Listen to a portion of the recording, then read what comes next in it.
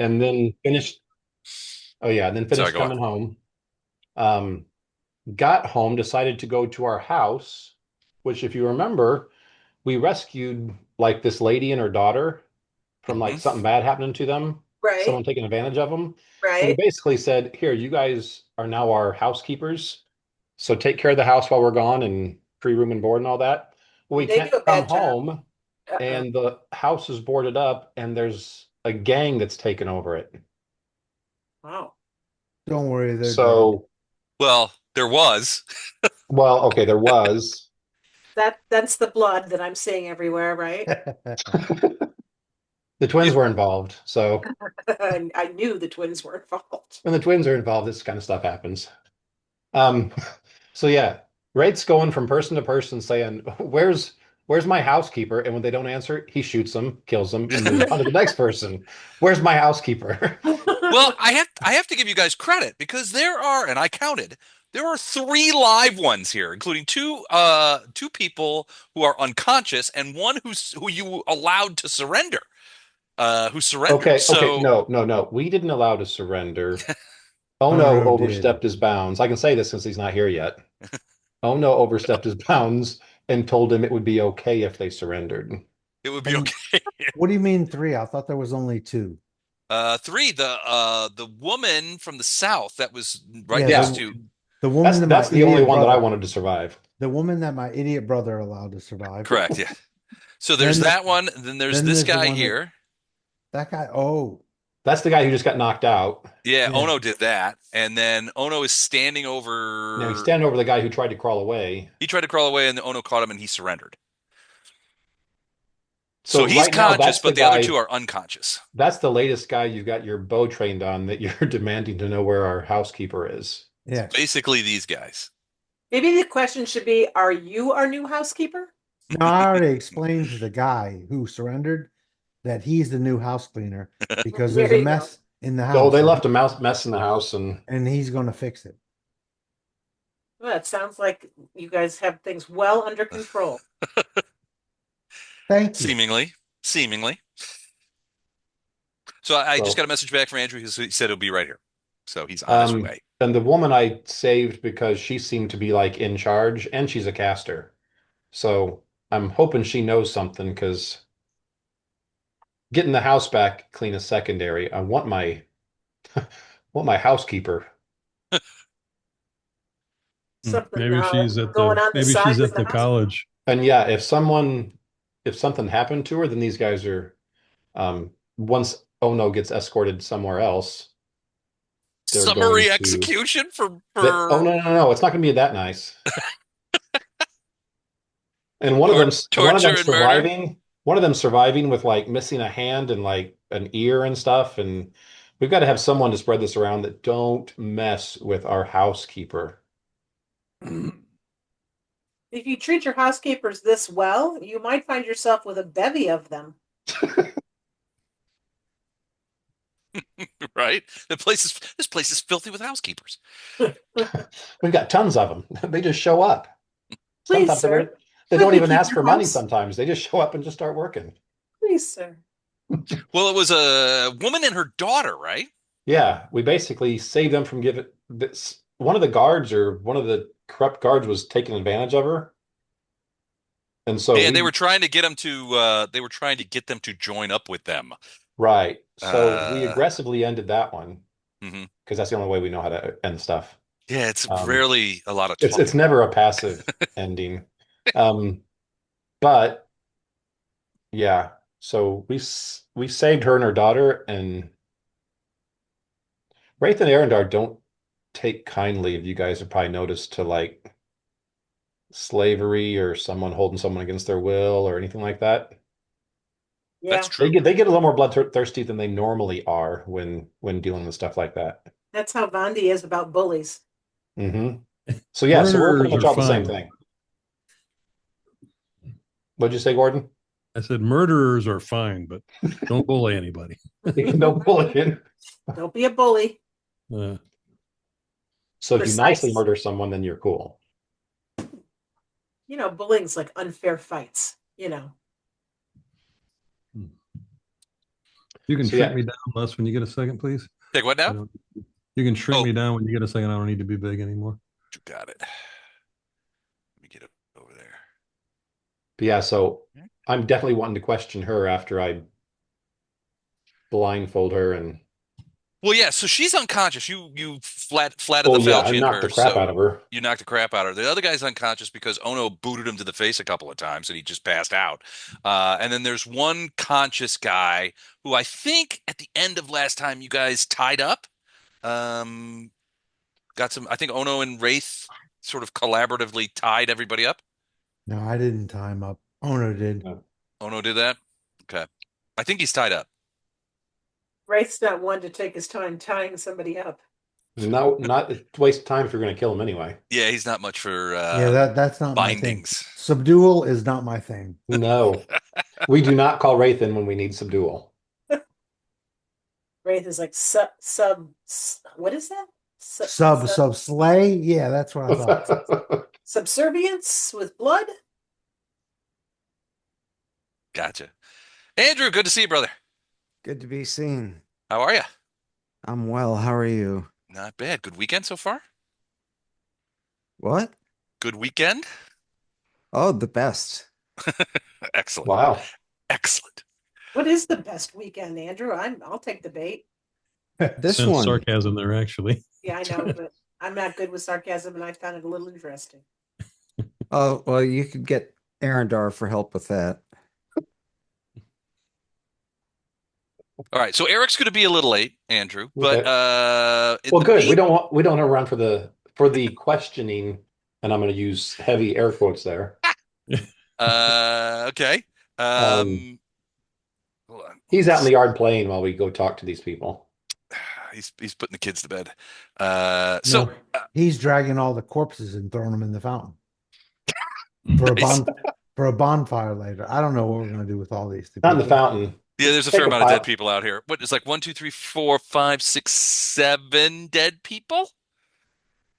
Yeah, I think that's Yeah. correct. And 3 live ones. All right. So as Mike was saying, you guys came home to Seaquen to find a very different kind of place. You guys were stopped at the sort of outer edge of the town and sort of Oh yeah, processed in. forgot about that. There seemed to be, much more, well, frankly, on one hand, much more organized, right? People were processing refugees, people were taking names and, that kind of stuff. It wasn't just sort of like that weird hodgepodge when you first arrived here. Things seem more organized, but also things seem a little more tense. And so you guys got, you guys got into town and headed to your house and found it occupied by a bunch of people who were out in the back, drinking wine and listening to the boom boxes and having a good time.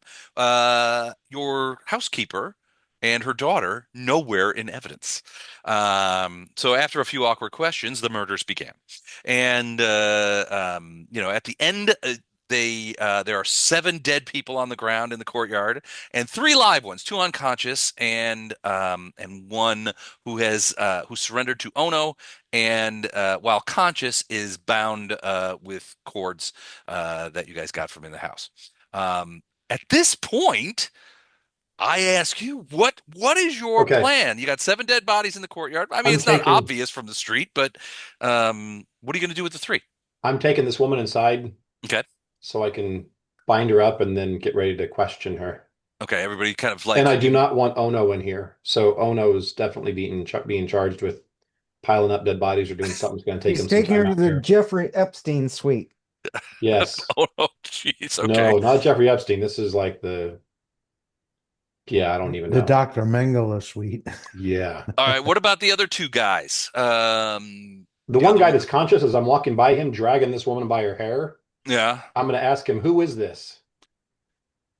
Oh, and he's like, that's the boss lady. Oh, she's the boss. Good, because I want to make sure she pays for this. How long you guys been in this house? And her name? Yeah, what's her name? Her name is not in front of me right this second. Well, when you get it. Yeah. Hold on. I got to look through. I got to look through my crap. Mike has her it name for is Helenus. interrogation. Helenus? Helenus, yeah. Okay. So, but yeah, she's still unconscious. You bring her into the house. I'm assuming you grab up some rope or something like that and just sort of tie her. Do you Oh gag yeah, I her as blind. well? No, because I want to talk to her, but I just don't want her to see me to target me with spells. Gotcha. All right. What about I think the we should heal her a little bit so you can, Oh no, take her down a peg or two. nope. Oh, I did a lot of non-lethal damage to her, so yeah, she's not bleeding out. she's got lots of hit points once they come Okay. back. So so you get her. What, like I said, what are you guys going to do with the other two? As far as I'm concerned, I'll let Wraith take care of the other two. Well, no, I got witnesses. Okay. Douchey do-gooder witnesses. Ono's not here and nobody else cares. Ono's doing laps around the He's doing fountain. laps. Oh no, I bet you can't run from here to like town square and back in like 5 minutes. I bet you can't do it. But I can. How old is Ono? That would totally work. Oh, he's like It's like what, six? 19. Like, oh, was he 19? I thought he was like younger than that. Better yet, tell him there's girls. No, he's afraid of those. Yeah, I think he's afraid of them. That probably wouldn't help. So so Girls in robes. Wraith with Ono indisposed. Are you going to slay them? The one that's unconscious at the fountain, yes. Okay. So you're gonna just grease that dude Yeah. in It's a front of his mercy. pal. Yes. Okay. There's a reason for that. I think it's Okay. just scary. So that guy, the bound conscious dude, is visibly visibly upset. He's like, look, I want to live. I don't we didn't know anybody lived here. You want to Uh, live, and I want my house cleaned and fixed for all the damage you guys have done. So why don't you get up and Consider walk it in done. there and start working? All right, you got it. And he's like, I'll need some help up because he's tied. You can't get up with your hands tied? Well, not with my legs tied too. Seriously? I got to be honest with you, I've never tried. Well, try. I'll draw my bow. No, I'm talking as less. I've never tried to do that. I don't know if is it possible? I guess it's Not possible. pretty, but it can be done. Depends on how Yes. you're tied. Yeah, I If you're suppose so. tied, no, you're not getting up. Well, yeah. I don't that's think true. Gono's that good. Yeah, I figured he just tied him at legs and feet, but Yeah, it could- around the ankles and around the wrist, you can get up. all right. So he stands up, and what, you have Ono take him into the house? No, No, no, no. Ono's not here. Ono's doing laps I'm or gonna something. I'm gonna He's- escort him while he duck walks into the house. Okay. Ono's All right. Ono's So you piling take him into the bodies. house. Are you going to put a toothbrush in his teeth and tell him to get to it? Because there's dirt everywhere and there's knife marks in the wall. That this is a bunch of shit he's got to fix. Gotcha. Okay. All right. So so you get the woman, you bring the woman inside, and the other guy under Wraith's tender administrations begins sort of ham-handedly like picking up trash and putting it in a pile and that kind of stuff. And frankly, he's doing his best. It looks like he's definitely interested in doing whatever it is that's going to keep you from killing him. So he's not. So he's doing that. In the meantime, the woman, Helenis, begins to sort of come to, and you can see her sort of Yeah. like, that, and she, you can see she's got a big sort of bruise on the side of her head, from where you Yeah. whacked her with the flat of a falchion, or Mhm. falcata, I mean, Yeah. and she's really sort of, discombobulated to a certain extent. But she recombobulates quite quickly when she realizes that she is bound. And whoops, that's not what I wanted to do. When she realizes that she's bound and at the mercy essentially of the guy who knocked her out. Yeah, and I'll let her see me briefly as soon as she comes to before I put the blindfold on. All right, so you put a blindfold on her. Okay. I don't want her to. I don't want her to see me to be able to target spells. Oh, gotcha. Okay. But I want to talk to her so she can still do some semantic. But usually those you still have to have. Well, she's tied. Her hands are tied. Right. She can't do the motions. Oh, Is that it's purely semantics? verbal spell? Yeah, she can't Yeah, do there's semantic. not very many just verbal spells.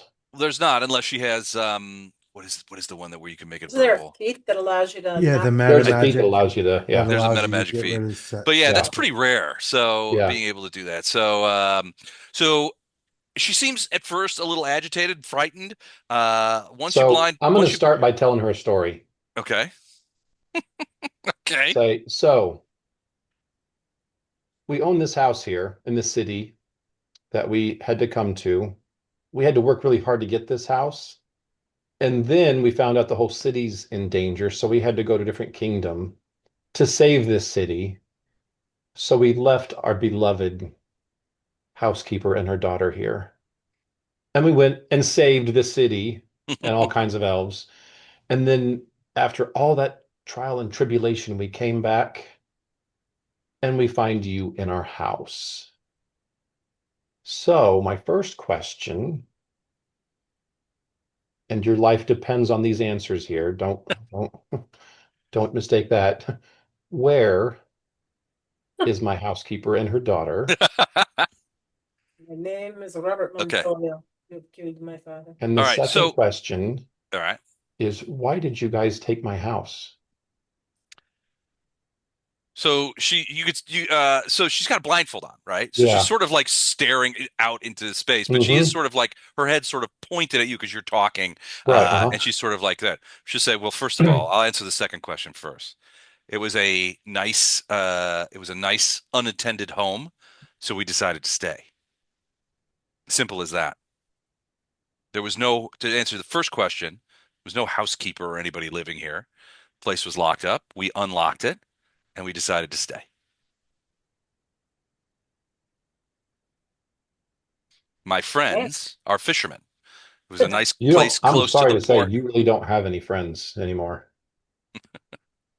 Like she's like, I hear at least one of them is still alive. Well, that's okay. But my friends are fishermen. It's very close to the port where they work. Very convenient. And so we decided to stay. Okay. Shouldn't steal people's homes. We didn't know we were stealing a home. We Well, I were think she owes us rent That assumes and she survives. housekeepers. Okay. I'm gonna let everyone else know. I don't know if anyone's in here with me or if everyone's tired of dealing with Our Arendar. So message is still going. they might so be we're outside, but eavesdropping. I'm gonna let people know that according to multiple ones of these, there was no housekeeper here. But the house was locked up when they got here, so maybe the housekeeper just went somewhere else. Yeah, we need to go check what is it, the sanitarium, or what do you call I it? see him. the The Lyceum. Lyceum. Lyceum, yeah. Maybe they went there with who else did we leave here? Yeah, These are brain's slow. There was somebody else that we had here, right? No, That it was was staying just at the house? no, it was just No, that we had said to Housekeeper. go to the house. I thought, I don't know. Well, our I only mother, remember but she's the apparently not. lady and her daughter. Wasn't there one of our animals or something? Didn't we leave? Was it a familiar maybe we left here? I Oh, I don't don't remember remember that. leaving anyone else or anything else here. Hmm.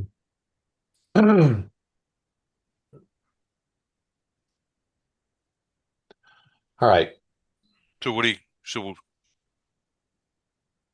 can I take my friend and go? Oh no. No, He's no. not here.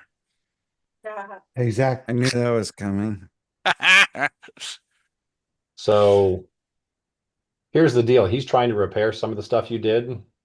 You're too dangerous with your casting to be able to do that, so you might not get that option. But we'll see what the rest of the group decides of your fate. Just sit All right. quietly. She doesn't say anything. She just sits quietly.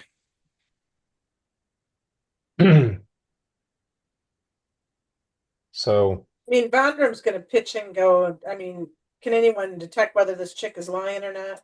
I don't have those skills. Zone of Motive. truth? Yeah, sense motive skills. I mean, mine are. Yeah. I've got sense motive, but Let me see how bad mine are. I don't. it's mediocre. Do a sense motive to see if just how she's been with me, if I think she's been 21 upfront, sense motive. if she's 21. hiding. So Titus kind of eyeball. So Titus is kind of watching as you sort of questioned her earlier to keeping an eye on her and that kind of thing. And Arendar, you roll an 18. Your guess is, based on on Vondrum 2, what you guys are kind of looking into there. Your guess is that, I mean, she doesn't. It doesn't feel like she's outright lying to you.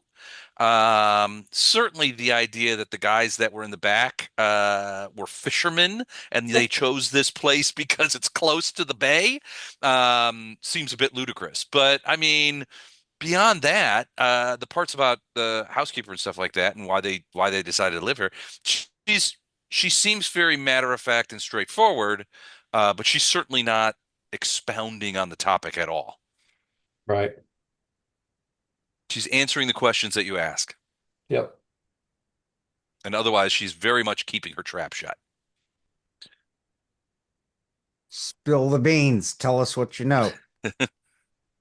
Who was Yeah, if here anyone else before wants to you? come in, Arendar's kind of done. And at this stage doesn't care if she lives or dies, so. So as you guys are sort of like discussing what to do with her, and the other guys in the other room, and you hear Wraith is like, "Pick up that blood faster!" You hear like a pounding on the door. Knock, knock, knock. 3 sharp knocks. They're There's not a few expecting us. They're a few expecting moments later, boom, boom, boom, another pounding on the door. I'll go answer it. I'm in a mood right now, so All right. if So you no go. one else, if no one else with more level head is going to stop me, then Arendar will go do it. I'm finding you amusing. I'm enjoying the show. Okay. All right. So you go to the front door, throw it open, and see who's there. Yeah. All right. So there's a Oh, whole him group. again. There's a whole group of people outside on this doorstep, and the woman in the middle basically is very very straightforward. She's like, "I'm sorry to bother you, but we're Seaquen Defense Force, and we're here to take some squatters into custody. Our understanding is that you have between 2 and 4 squatters here Um, and some deceased individuals." yeah, How is you that guys are your fast. how is that your understanding? That is what we were told. By We were told you told to whom? that? come here, By take whom? some squatters and by our superiors in the SDF. Well, the squatters have only recently been dealt with. So how did the SDF or whatever this group is know to send you here now? I don't know that. I was given orders and I'm following them. And carrying them out. We're here to pick up between 2 and 5 squatters. As you know, squatting is illegal illegal and sadly commonplace in Seaquen nowadays. The council has enacted several decrees on the subject and detailed groups of SDF to ensure compliance and to punish violators. That is why we were here. We were given orders to come to this address and pick up between 2 and 5 alive squatters and a number of deceased individuals. It's just like you can see out back, like behind them, there's a wagon, a big, like open wagon on the street, and a group of what look to you refugee types who are sort of standing around. One assumes waiting for orders to go pick up the bodies, which is what she asked. She's like, um, "We're here to pick up. We're here to take into custody between 2 and 5 squatters. Can you tell us where they are, and we will take them into custody." Yeah, these squatters are trying to repair the damage they did to our house. I understand. So she also says, I have a message as well from Lord Vortbert, who wishes to personally express his apologies for any inconvenience today. Is that And the dude that I'm going to kill? Yes. as you say that Okay. out loud. No, no. Okay.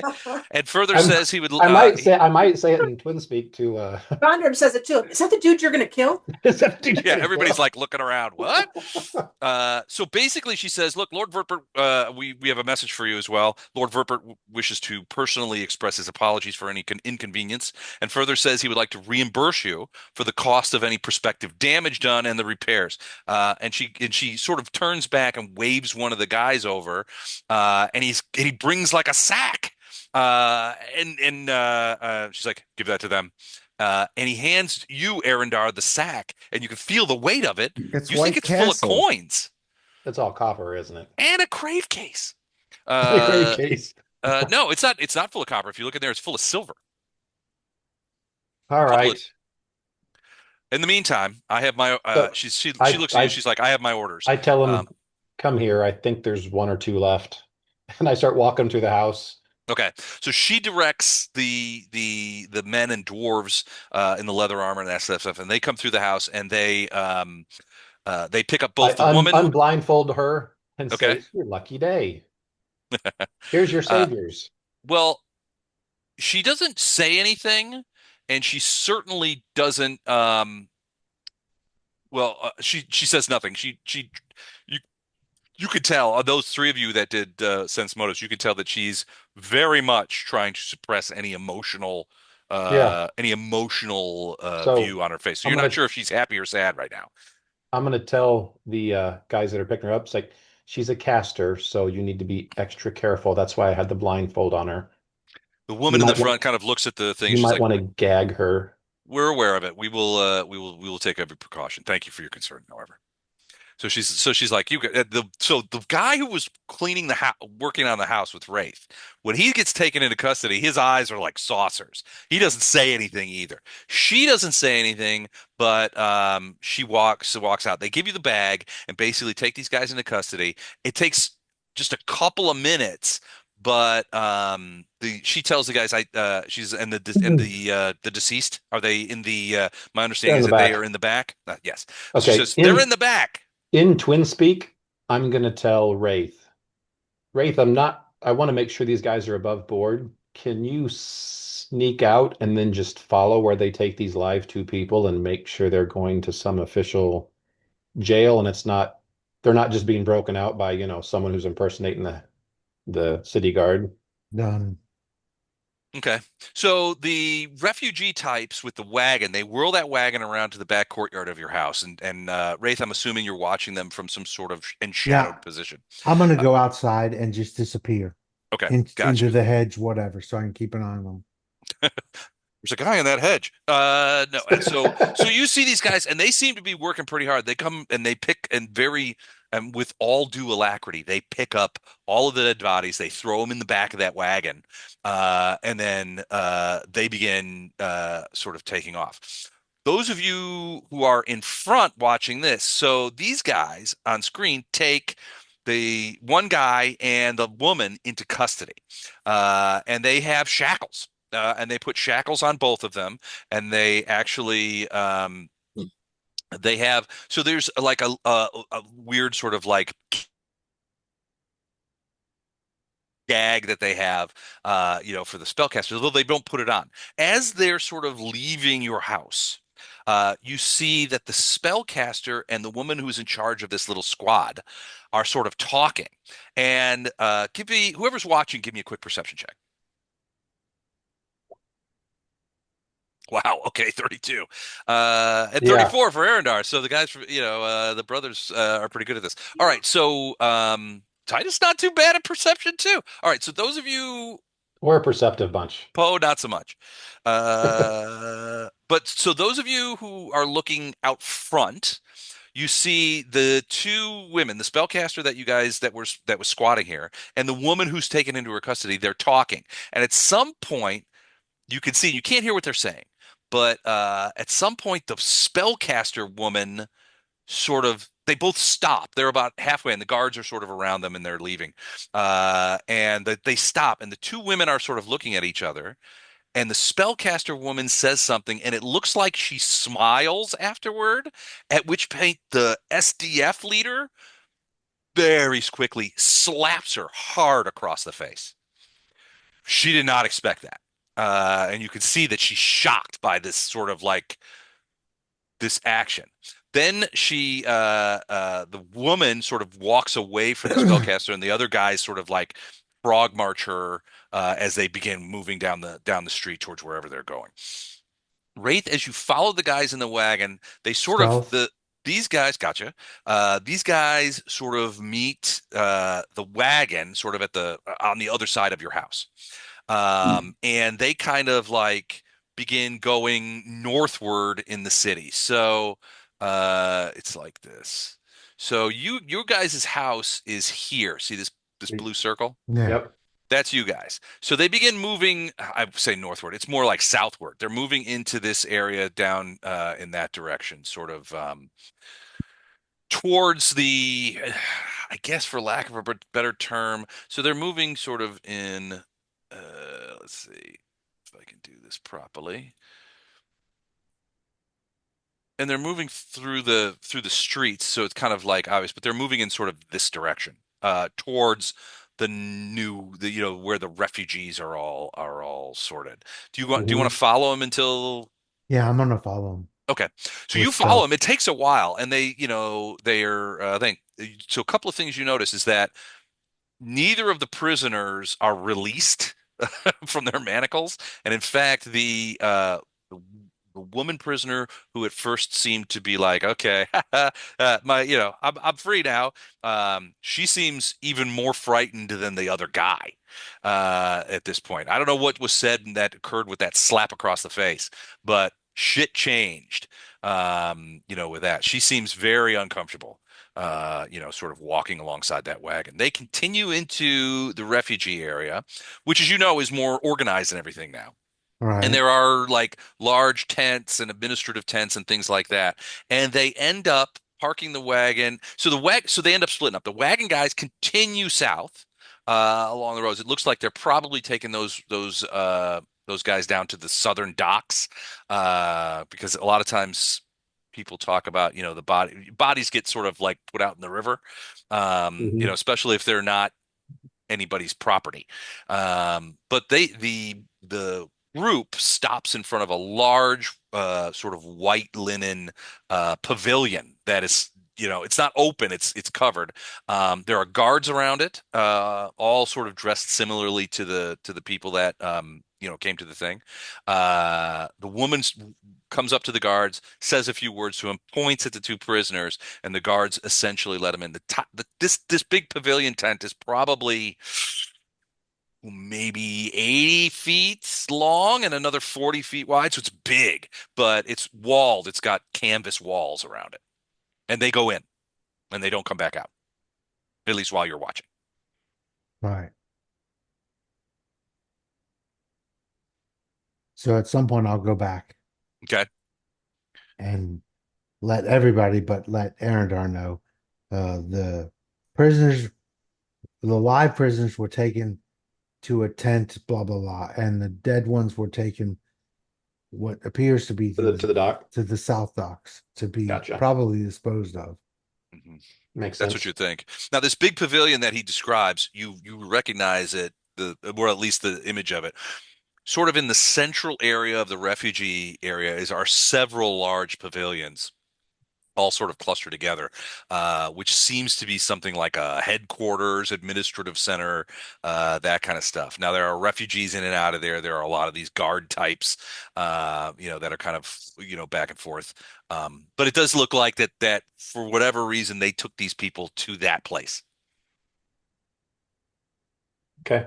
So Well, do he's we need back. do we need to go to the Lyceum, Yeah. As or soon do as you we get need back, then to we'll all head to the Lyceum. I just didn't or want to. do we need to figure out where our housekeeper went? We do, but I He's think dead. I agree with Gordon that we need to check there, and if not, I hate Vordbert and I'd hate dealing with his people. So that's someone we can ask too, but that's like a last resort. You count that Okay. money, it's 100 silver pieces that the guards gave you for damages to repair the damages to the house. To 10 gold pieces. Okay, we can They hire probably someone told to. her it was in her best interest to leave and walk away. Your guess, based on the damage to the house, it's easily twice the amount that would be required. That's fine. How the heck would he know that we were back and that there was Yeah, there's he's got something going someone on? watching us. between the fight in the courtyard and the arrival of the SDF people, and this is the first time you've heard anybody refer to themselves as the Seaquen Defense Force. Right. But they seemed very casual with it, and they were wearing. Another thing is that they were all wearing those green armbands, which you're not sure what that means, but it's probably just some sort of insignia, some sort of half-ass insignia. But yeah, she definitely referred to herself and the group as the Sequin Defense Force and the SDF. Hey, there he is. Greetings. What's happening, buddy? Hello. Hang on a second. Let me. Who's that you got with you? I can't hear you guys. Hold on, guys. Hold on. Hold on. Well, the thing I'm interested about. Greetings. Sorry that I'm late. I'm here. Asher is here too. Hey, Asher. Hi, Asher. Bedtime. So you're taking over your dad's character? Sweet. Hold on. I still can't hear you. Wait up. Okay. Yeah. Try it again. Someone say something. Something. Can you hear us? Can Hello. you hear us? There we go. All right. Can you hear us? I can hear you now. Greetings, friends. Good to see you. How are you? Good to see you too, Asher. And the cat is here as well. I didn't mean What to is the just- cat's name? The cat's. I call the cat or poophead. Hey, Oh, hey, good. hey, Poophead. But the cat's name actually is Lucky. So Okay. Is he three-legged? Lucky Kitty. Anyway, I didn't mean to just barge in. Let's proceed.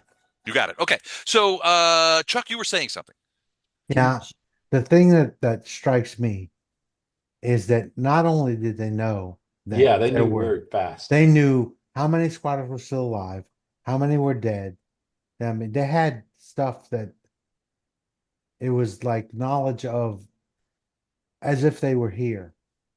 Yeah, they're watching us and they've got scrying or they got something going on. I mean, don't you Yeah. think They it's arrived- obvious that they knew more than they should? I think it was a message to us, hey, we're watching you and we're giving you a shot to walk away.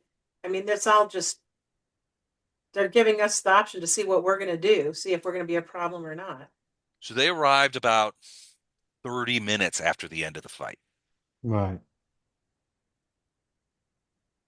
I mean, if they wanted to be clandestine, they would never have done that. They would have pretended like they didn't know and watched us from afar. They're like in our face trying to figure out how big of a problem we're going to be, I think. Well, they seemed so it was interesting. Some of the things that she said were kind of interesting in that they were there to pick up between 2 and 5 squatters. Yeah, it's weird that and several dead bodies. It was like they weren't 100% sure who lived and died. but they and had then more she information than we shared. Well, certainly, you guys haven't shared with anybody. And she also said, when you asked her, "How did you know to come here?" She said, "Well, we were given orders that we were to come here, and these are our orders." And she seemed, to your eyes, she seemed very matter of fact about it. This is where we were told to come. This is what we were told to pick up. This is what we were told to tell you, and here's a bag of money. Yeah. And that's another so, thing. They had a bag of money for you guys for the damages to the house. Right. So yeah, they've got this place. They've got someone listening. Something's going on. They just don't know if we're into money or if we're into a fight or if we're a problem. We need to talk to what's his name at the Lyceum and find out what's going on. Simeon. Apparently things have changed a bit since we were here last. Yeah. Who took the money? I did. And You want it? No, I just, I'm going to walk over and go, well, hey, all spares ends fair. Let's go, guys. It's just a house. I'm just going to fake it like, yeah, we're those guys. We don't care. They're Yeah. making good on the house. Whatever. We're out. I only trust what's his name from Lyceum, so Well, yeah, I know, but I don't mean, want, I don't want anyone else thinking that we're intimidated or we're going to go to the Lyceum. I'd rather they just think we're idiots that are going to take the money and be happy with it. honestly, the general vibe from the guards, the SDF people that came I guess over, they're gone. was Uh-huh. almost apologetic. They were like, "We're sorry this happened to you. Obviously, squatting is commonplace, but also illegal. There have been several new council edicts making this illegal. She's like several groups of SDF have been detailed to take care of this. She seemed almost apologetic. which is weird. She should just be doing her job. So, Yeah, I I don't know. mean, which she absolutely did.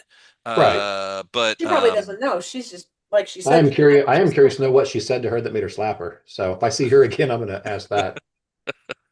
In Arendar's subtle way. Oh wait, Arendar doesn't have subtle.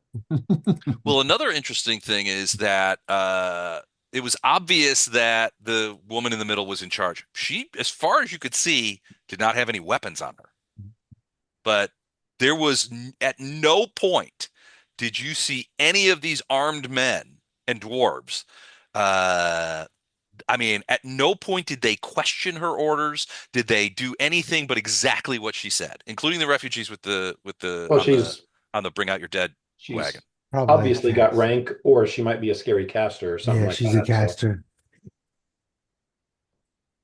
But yeah, that's it was clear to you and Titus when you guys were watching that the woman, the spellcaster that was part of the squatting group, the guys that were here, did not expect to be slapped in the face. It came as a shock to her. uh-huh. Maybe she hit on her and she, doesn't go that way and smacked her. I don't know.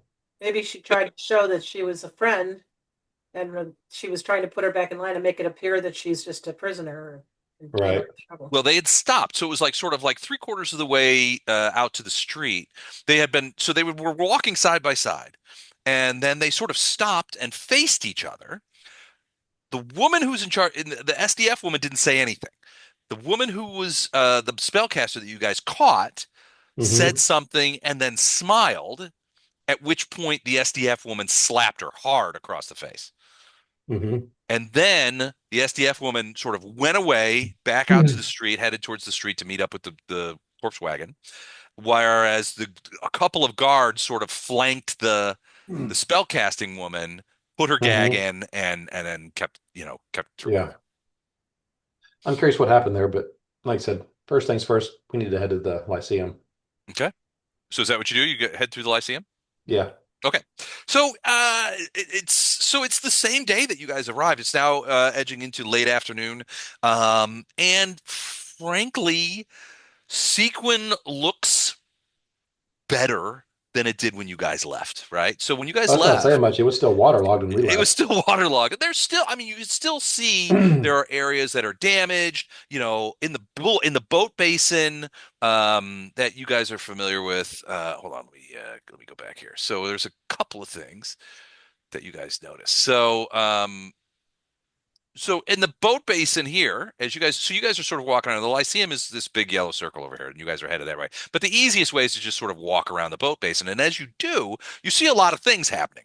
So first, there are a lot of boats in sort of dry docks and on the wet docks themselves that are being worked on, repaired by crews, and they look like they know what they're about, right? They're fixing things, they're fitting masts. There's a lot of this area sort of in, you know, along the edge is set up. There's almost a big camp of work going on where wood is being trimmed into planks and trees are being denuded of bark to make masts. It's like and you does anybody have any like sailor skill or anything like that? You're all a bunch of landlubbers, is that what you're I do telling me? not. All right, give me a perception check. We'll just see what happens. I can do that. Let's see. Perception. Where am I? Ooh, natty Twonzo for Poe. He doesn't play around. He Like, does oh, no. not play. All right. So go ahead. If anybody else wants to do it, or Well, do we need to? I mean, well, there's a Twonzo in the air. Oh, 26 for Ono too. So yeah, so you guys have been familiar with Sequin and have been sort of here for a while.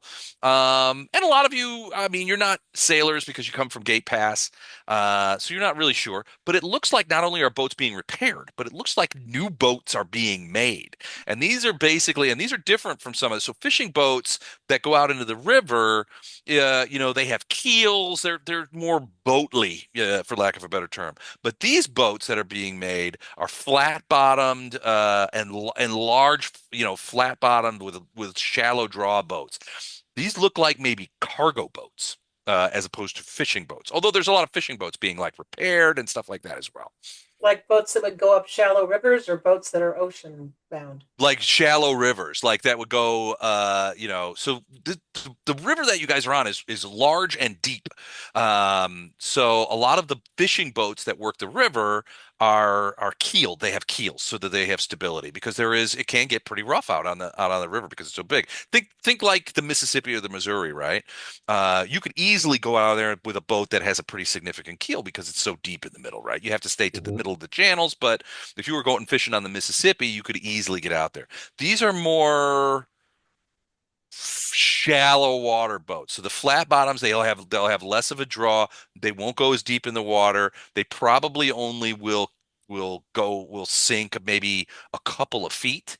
So a big flat bottom boat is good for moving cargo because it maintains a good level of stability and for very shallow water. You think that the boats that they're Yeah. making, not only are they big, they're pretty substantial boats, but you don't think they would draw hardly any water. You could get these in a swamp. Hmm.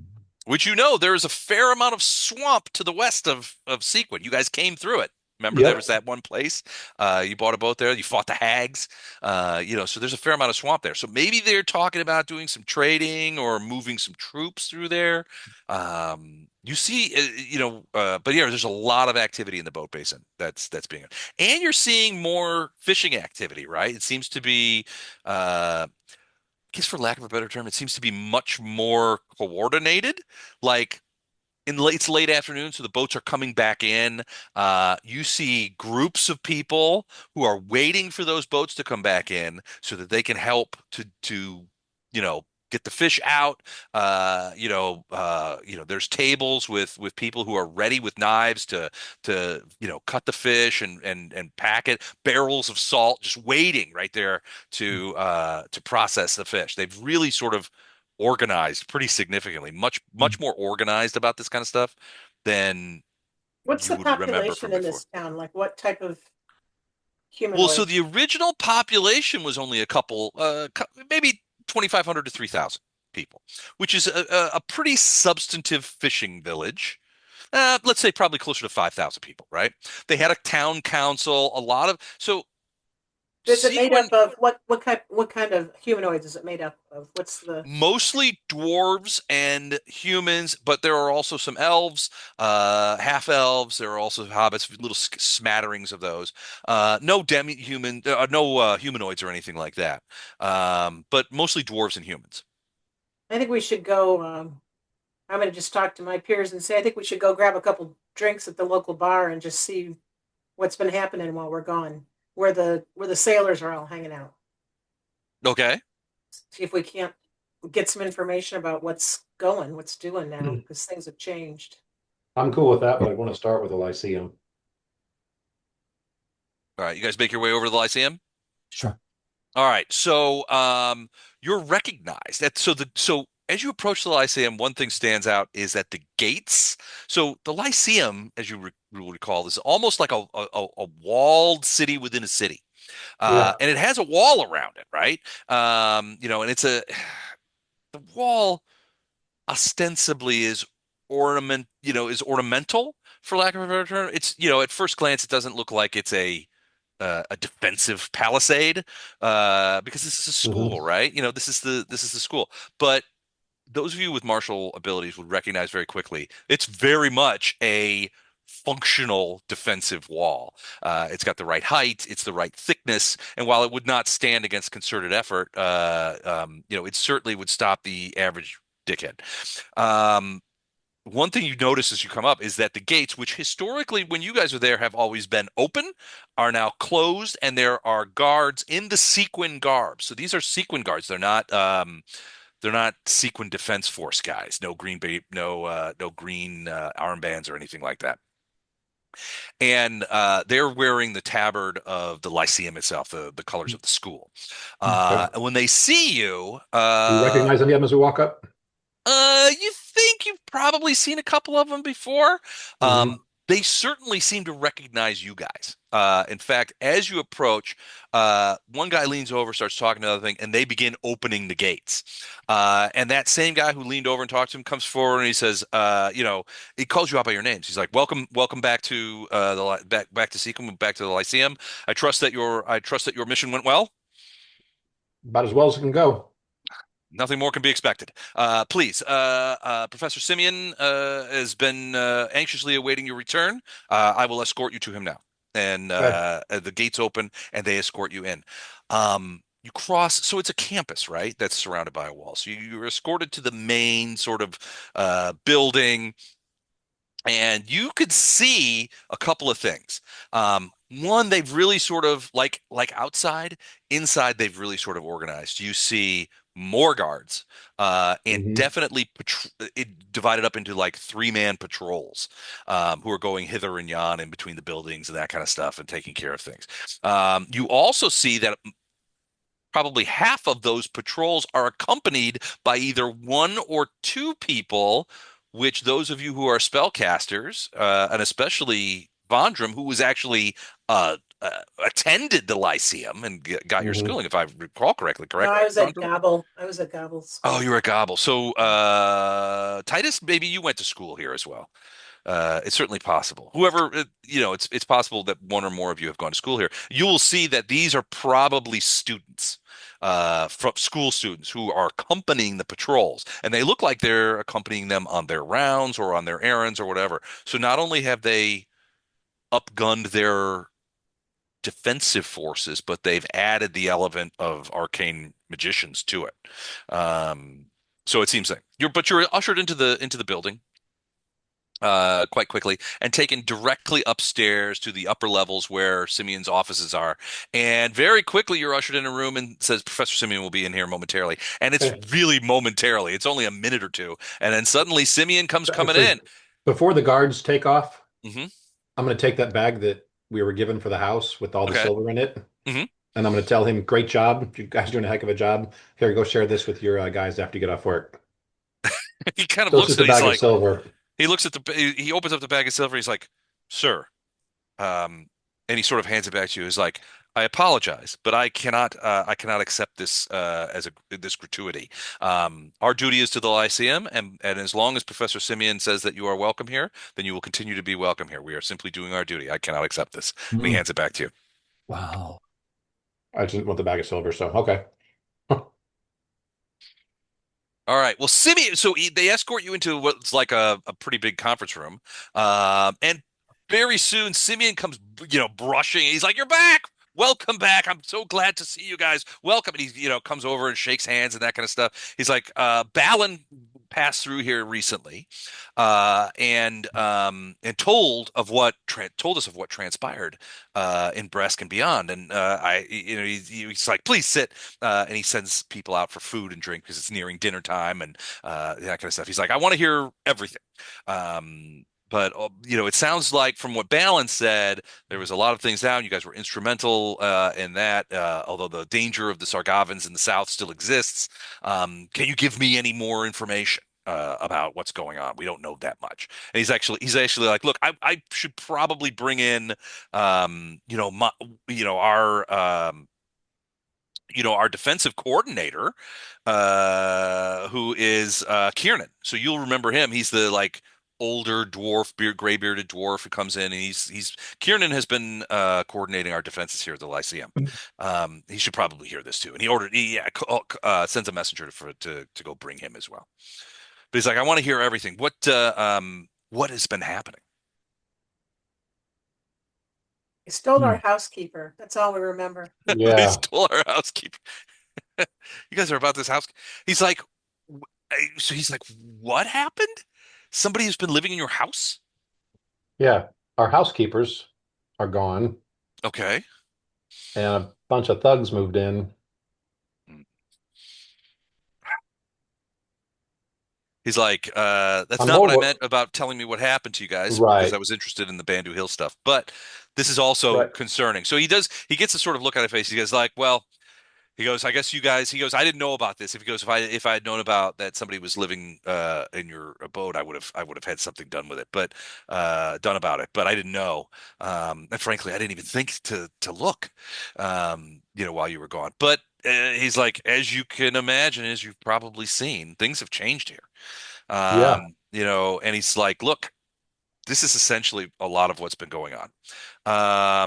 Vorpert consolidated his power after you left, and with the exception of myself and one other person on the council, he basically owns the local council and essentially arbitrarily runs the refugee camps. It's this basically those refugee camps run under Vorpert's orders, and largely it was done so because, well, with Laura Beck, actually Being was assassinated. probably the leader of the refugees and taking care of things and that kind of stuff.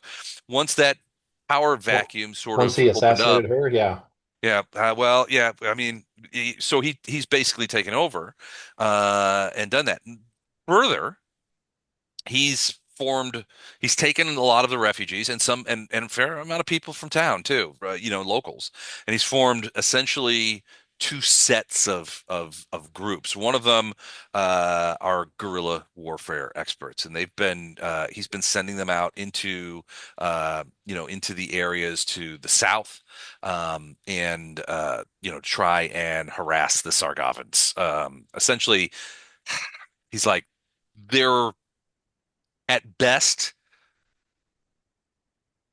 light infantry. They're guerrilla. They're trying to conduct sabotage, raids on supply lines, things of like that nature, staying very much away from open combat with the Sargovans to the south. And frankly, as far as we've been able to figure out, having very limited success. They've our understanding is that casualties have been pretty significant with these groups, as you can imagine. They're poorly trained, poorly armed, and do not have a lot of experience doing what they're being ordered to do. And they're not surviving these encounters. The other group is these guards. You've probably heard of the Seaquen Defense Force. Yeah. Essentially, he's formed these little cadres of local constabulary types, who sort of enforce order, enforce the laws, and he's been pushing through a variety of laws through the council. He's been enforcing those, with these SDF cadres who have been going on. There's quite a few of those, but he's been, because of the word is that because of the losses among the fighting groups, he's been sort of peeling personnel out of the SDF cadres and sort of moving them into the guerrilla forces as replacements. And then he's been bringing in new people into the SDF. A lot of them are locals, but probably an equal number of them are refugees who sort of aligned themselves with Vorpert and his way of doing things. He's provided a lot of support and administrative jobs for people, refugees coming in. But he's also ejected refugees. There's a lot of, the first probably month after he had essentially the full council power, essentially spoke for the council. There was a significant amount of refugees that were ejected, that were kicked out. Now, this was always characterized as being malcontents, criminals, that kind of stuff, and in large part, they were. I mean, he made some pretty significant examples out of some people that were doing some not very nice things. So, I mean, that said, a lot of the people in the refugee camps very much are Team Vortberg, when it comes to that kind of stuff, because he really sort of law and ordered the refugee camps in a lot of ways. He's been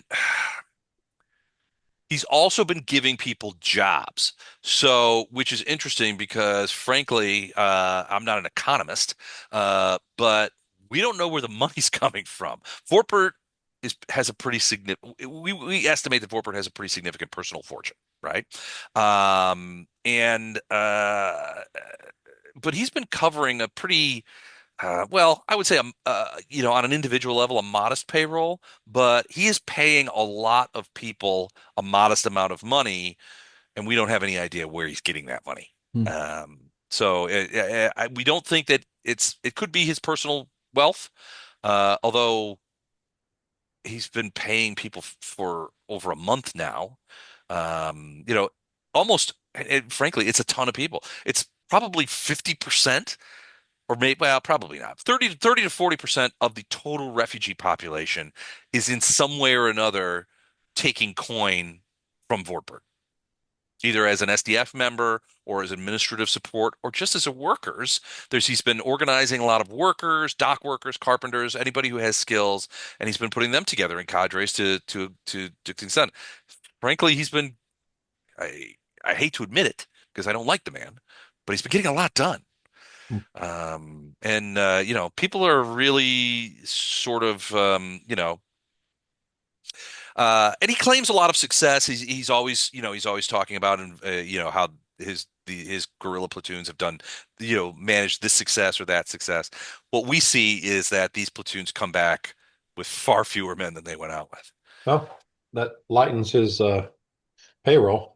Well, he keeps replacing them, and we're still, you know, Sequin is still getting a lot of refugees. The stream of refugees is not as bad as it was at the beginning of the war, as significant as it was beginning of war, but it's still there. We're still getting refugees every day.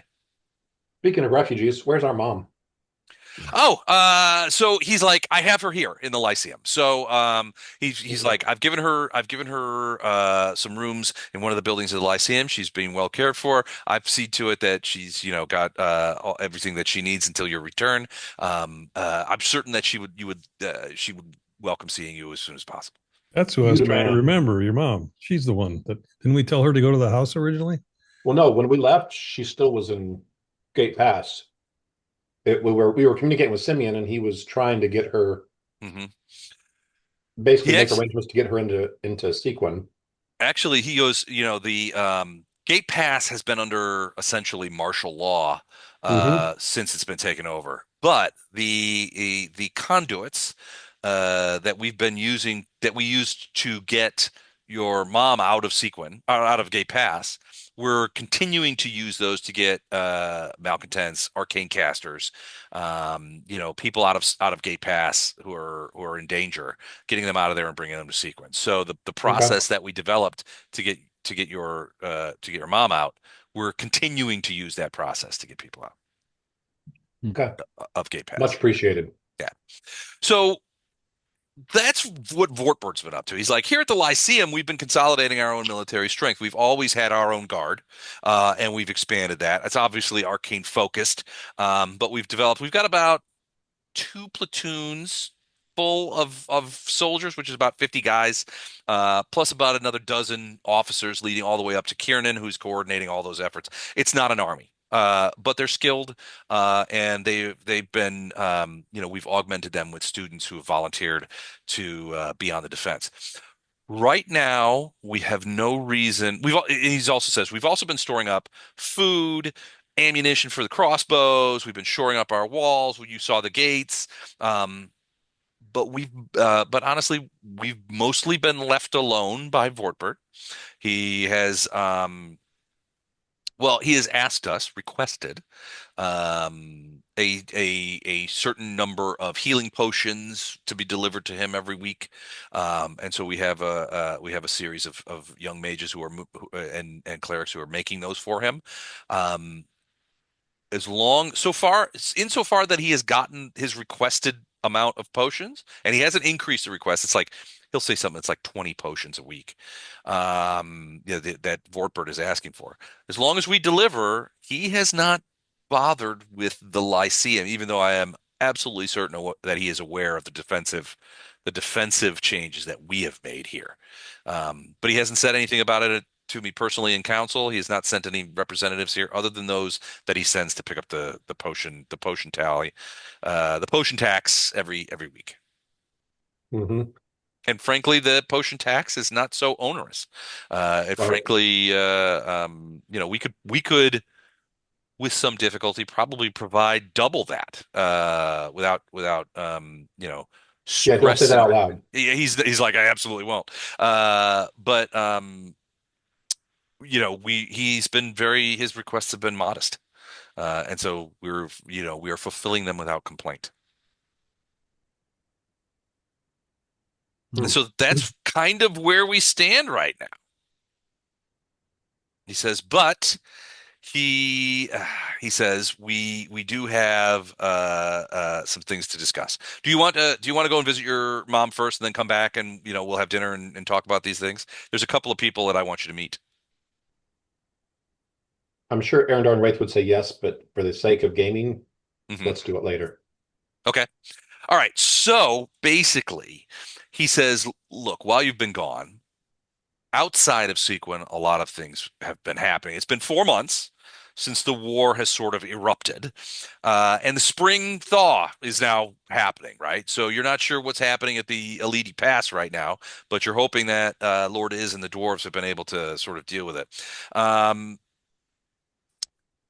he says the word I'm getting from a lot of people is that from our intelligence, as far as how the war is going, is that there's still it's still there has been some unseasonable weather, including periods of frost and unlikely periods of snow, especially to the north, but chilly weather and freezing weather that frankly shouldn't be taking place right now. Hmm. And it's been Really? largely happening to our forces. Not this is Argavans. The Sargavans do not seem to be hampered by this. Um, we've had some of our spies have come back and basically have said that there is a Sargavan army. Well, the better portion of an army is heading to a location that we initially found surprising, but now we find concerning. So let me go over to the map here. And you can see, all right, so here we are on the map. And we're here in Sequin. And Shaladel with 3 corps and 2 corps hold Gate Pass. 5 corps is being harassed and is in the Bandu Hills. Everything is still a stalemate with the first corps, but fourth corps uh, has been based in Eliter.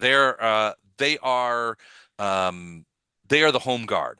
So what we've found is that they have a significant portion of the Sargavan Fourth Corps has left Elater and is traversing east. Now, at first we thought, at first the news was the news was that they were heading towards Calabuto to try and help First Corps try and break the stalemate. But we don't think that's the case anymore. They're sort of heading in this direction. Or are you doing that And on Zoom? I'm sorry. no, did it not show? Yeah, there it is. They're heading sort of at first we thought they were going to head up, but they seem to be going around and now we have it on pretty good authority that they're headed for the river. So we're not sure at that point we weren't sure where they were going to do. But they're so at first we were like confused. We weren't sure what was happening. But we think the rumors are that they are headed upriver. They're going to join the river.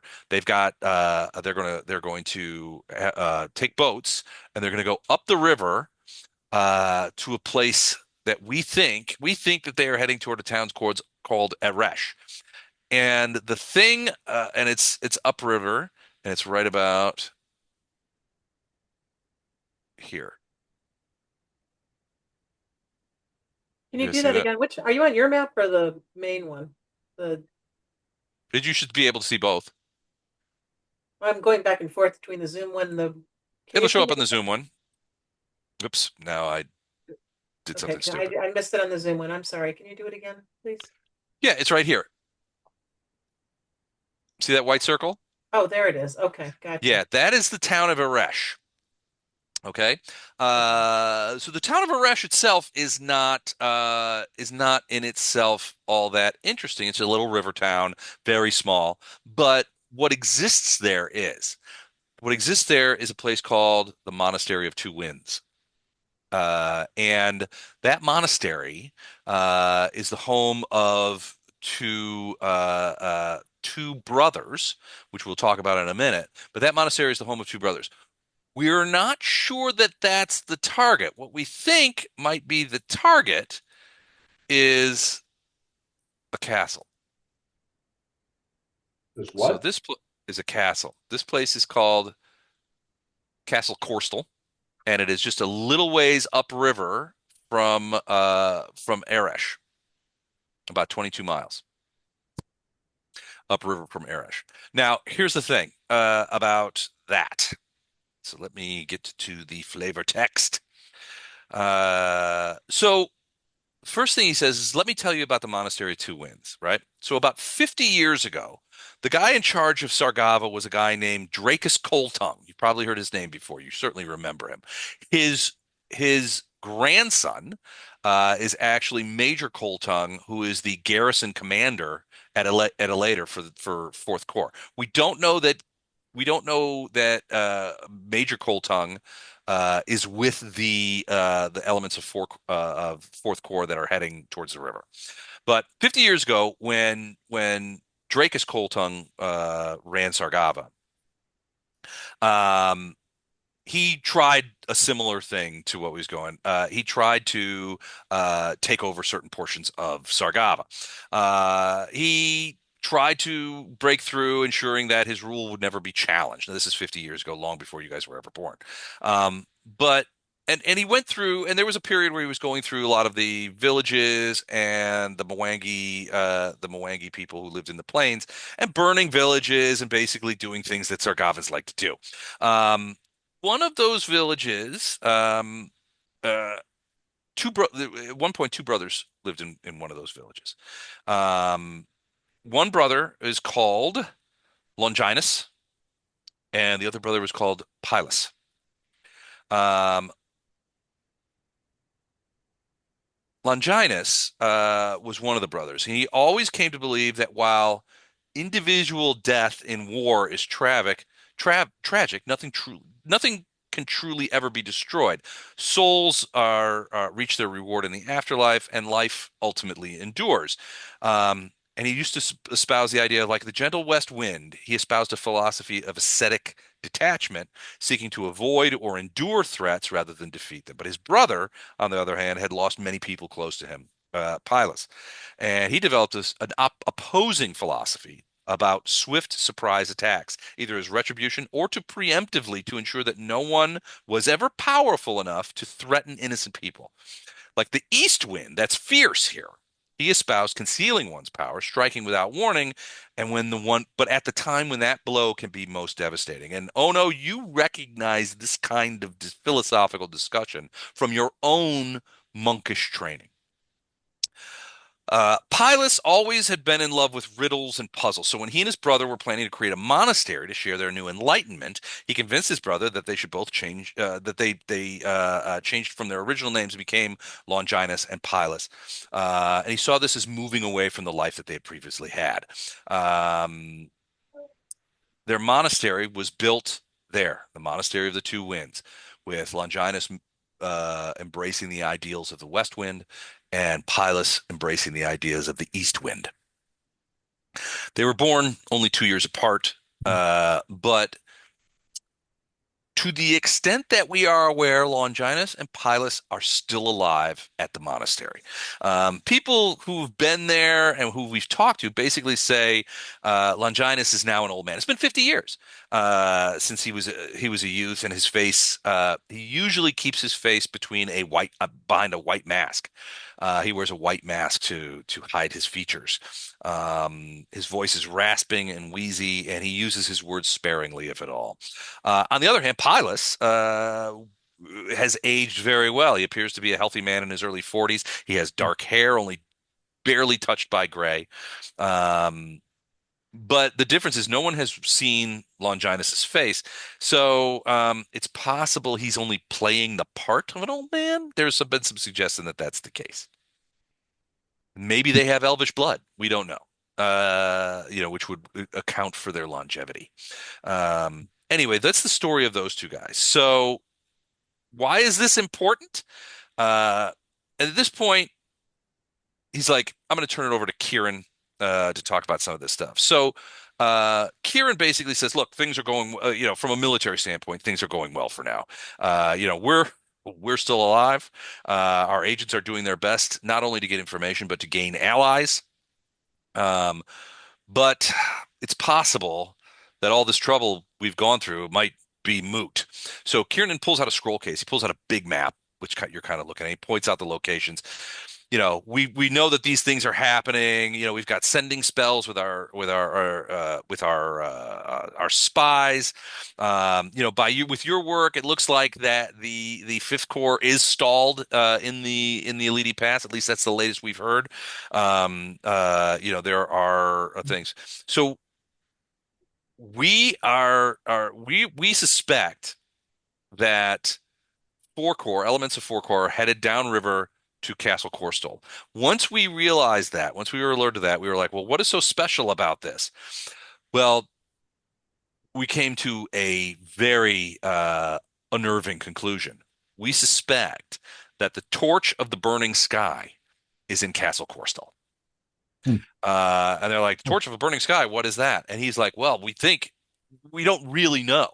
Um, but it's definitely an artifact of significant power. And it may have something to do with the current inability to conduct teleports without burning to cinders. Now and at which point Simeon's like, well, we've actually made some quite good progress on some of that. But Kieran basically says, if they get this artifact, if the Sargavans get it, which is what our spies are telling us that they're doing, it could help them deliver a knockout blow to everybody in the region. We're not sure, and so Simeon's like, nobody's really sure what this artifact does, other than in the legends it's considered to be incredibly powerful, both as a weapon and as a magic item, but it's all sort of mythology and lost.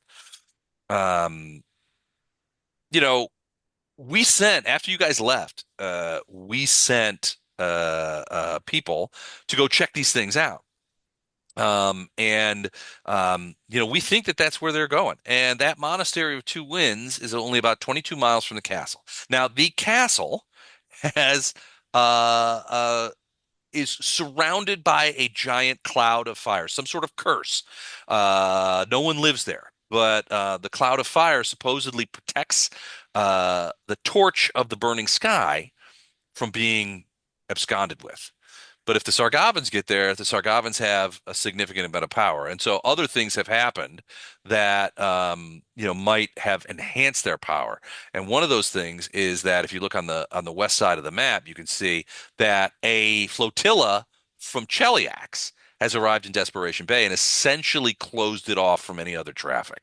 So but these are Chilaxian warships that have come into. So there have been a flotilla. Word that we have is that it's at least 18 ships of the line, and plus a bunch of support vehicles, which is a significant investment. Whatever Cheliax sent here on those warships, they're either dumping new soldiers onto shore into Elater to help reinforce, or they're denying any other country the ability to land in Sargava.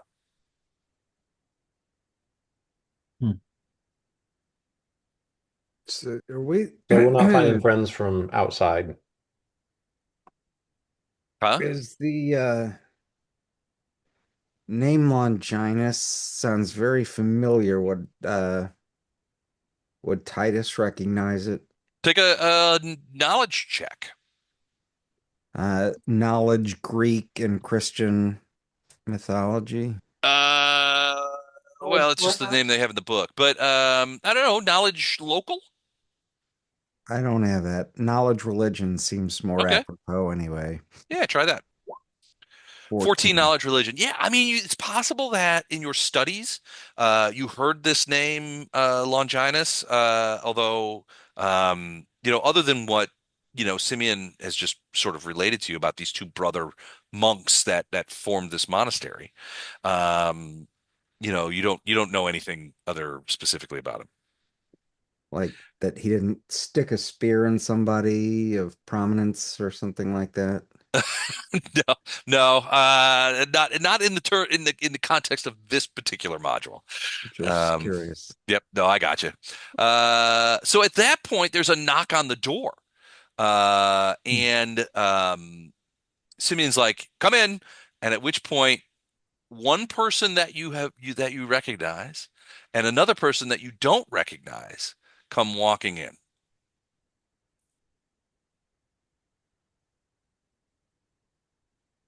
So at first, your immediate recognition is red hair, tall, smiling. It's Katrina. She has Oh my returned. gosh. Is she Uh, back? she's back, and Uh, basically, Simeon's like, Katrina, welcome. And I'm glad to see that you're here. And at least someone is. and she's brought with her a Mwangi man who's dressed largely in monkish clothes. Ono, you would recognize this garb as traditionally monkish. Mhm. So Katrina is like, good to see you guys again. I heard things went well in the hills, that kind of thing. Glad to see you're back in Seaquen, just in time for us to talk over things. So Simeon will say, look, Katrina has been in large part coordinating our investigations with regard to the location of the Torch of the Burning Sky. She's been incredibly helpful. Katrina, why don't you tell them what you've learned? Because you know it better than I do. So she sits down, pours herself a glass of wine, and basically says, "All right, well, while you guys have been gallivanting up in the mountains, we've been awfully busy here. After the hurricane, I sent several agents to investigate, one of these leads that suggested that the Sargavas weren't working alone. You guys had said so yourselves, and so we went to check it out. So I ended up sending several agents to the monastery. They ended up at the monastery of Inaresh at the monastery Two Winds. This is the order, of magic using monks. And Simeon's like, oh, I've told them about the monastery. They're very skilled at wind magic. And so we received reports from them. Our agents got there. We received reports like every other day, but they were finding nothing of interest, and they had stayed in the town that surrounds the monastery, the town of Aresh, which is along the river. The masters of the monastery, Longinus and Pilus, have been refusing any of our agents' entrance into the monastery despite our pleas. A week ago, we received our last message. It was weirdly calm, telling us awfully casually that a company of Sargavan soldiers had arrived at town and were going to attack the monastery. And since then, we've heard nothing. And that was a week ago. So at this point, basically, Kiernan says, look, if you look at this map, you can see that the Monastery of Two Winds, if there are Sargavans there now, they're behind enemy lines. They're behind the Mazzali lines, and they've somehow got there. Now we know that Fourth Corps out of Elater is heading there. It's possible they're going to Aresh to support them. But also the castle is only 22 miles away. And if the rumors are true that the Torch of the Burning Sky is in Castle Corstal, we see we think that that's where they're headed. That they want to subdue the monastery first to make sure that the monks do not come at them from behind, clearing the way so that they can get to Castle Corstal and try to do that. So if they were, it's only a short distance really from the monastery to Corstal. We were curious as to why the Sargavans would be attacking the monastery, because we had originally heard that the monks and the Sargavans had made some sort of alliance or arrangement, and that's what we originally heard. Now we suspect that that's not the case, considering that our reports indicate that the Sargavans are attacking the monastery. We tried some divinations. We had some of our diviners here try to do and frankly, the gods are being as cryptic as ever. And this is the one thing when we asked questions various different ways. The only thing that we got that was worth anything, that we think is worth anything from the gods, was this single sentence. No single wind can destroy the torch's fire, but a second wind could be its ruin. The monastery is called the Monastery of Two Winds. The two brothers are both wind magicians. They teach wind magic there. It's possible that the Sargavans have gotten the same divinations that we have and are trying to destroy the monastery in order to make sure that they can obtain the torch. Don't let them break wind. Yeah. So Simeon's like, look, I interpreted it similarly. The way I interpret that is since the monastery's heads are skilled in wind magic, they have the power to clear away the firestorm that engulfs Castle Korstal for long enough to get a group to get in the castle, retrieve the torch, or to find out where it was taken from there. Whatever has happened to the torch, nobody's using it right now. But whoever gets their hands on it, if the mythologies are true, they'll have the power to end the war. Hmm. Hmm. So Katrina now gestures towards the man that came in with her, and she says, "I'd like to introduce you to this man. His name is Three Weeping Ravens, and he has traveled with his people across the mountains to reach Seaquen here. He has had dealings with the monks of the Two Winds before and have met the masters of the monastery, correct?" And he's like, "That is correct. They refused our plea for sanctuary. They were not hostile. They simply did not want to attract the attention of the Sargavans. And that was the reason that they gave us." So Simeon then pipes up and says, hold on. Go to bed, kid. What he said. So Simeon then says, well, regardless of all this, you guys are the closest that we have. So he's talking to three weeping ravens. He says, "Look, you're the closest that we have to an introduction with the two brothers at the monastery, and you know the way to get there. So here's what we think," said Simeon. "If the monastery falls into the Sargavans' hands, we're all going to be in danger. But if we save them from the Sargavans, well, maybe they'll be willing to lend us our aid. It's a nice balanced arrangement, and we can't afford to pass up the opportunity. So I'm going to ask for another favor again. I want you to go and assist the monks at the Monastery of Two Winds against the Sargavans in order to keep the Sargavans from getting to Castle Korstal and potentially obtaining the Torch of the Burning Sky." Well, I think Wraith and I'll fit right in. I mean, we're practically monks right now. It's true. Oh no, found that funny. And probably a little bit offensive. It's just too good. Breaking wind with Pontius Pilate and Longinus. Sign me up. So he's like, I'm glad to hear. Simi's like, I'm glad to hear it. I think, you guys have done such fantastic work on behalf of Seaquen in the Bandu Hills and in Bresk. I have the greatest confidence that you guys will be able to help here. Now, that said, it's a significant distance across a lot of enemy lines, but we think that we can help here. So I mentioned earlier that we have been making some pretty significant strides in operational teleportation. And a lot of it has to do with the idea of teleporting with protection against the flames that are attaching themselves to any teleport spells. We've gone a long way to that. We have a couple of specialty mages who've been working specifically on that around the clock. We think that we can protect you enough to teleport you to where we want you to go, which at this point we feel like is the top of the river. Did it go? It should. Yeah. All right. See there? So what we think we can do, and the problem with teleportation is we need to be as precise as possible, and we don't have a lot of people in Seaquen who are very familiar with the region below the Bandu, right? So we do have somebody who is very familiar that makes the teleportation a little easier. We have made some strides on protecting you from the flames thing. We think we can get you to this point.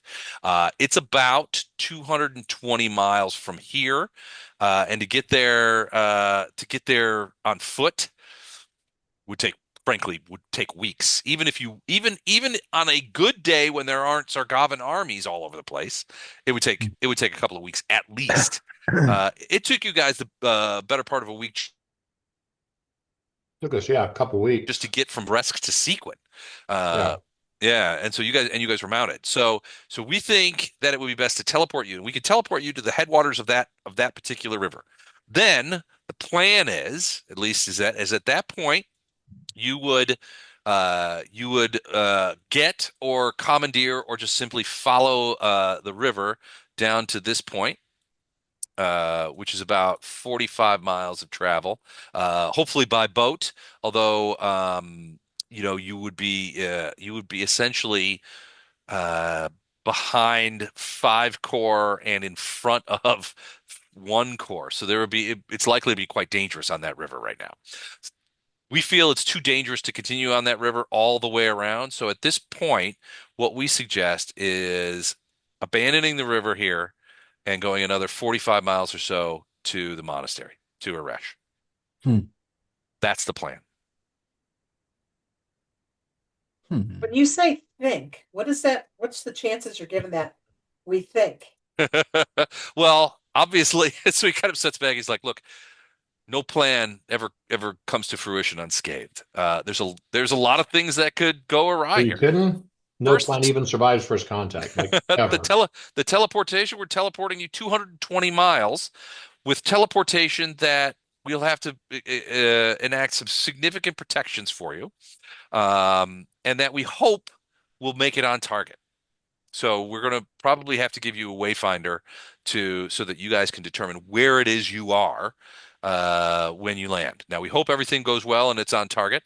But once we've sent you, we won't be, you're on your own. We almost certainly won't be able to send any support.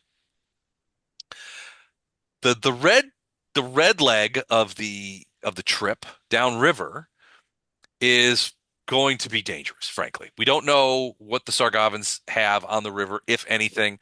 Almost certainly, it would be foolish if men and material wasn't being transported up and down that material up and down that river, especially support for 5 corps. There's probably a lot of material that's coming up from around here.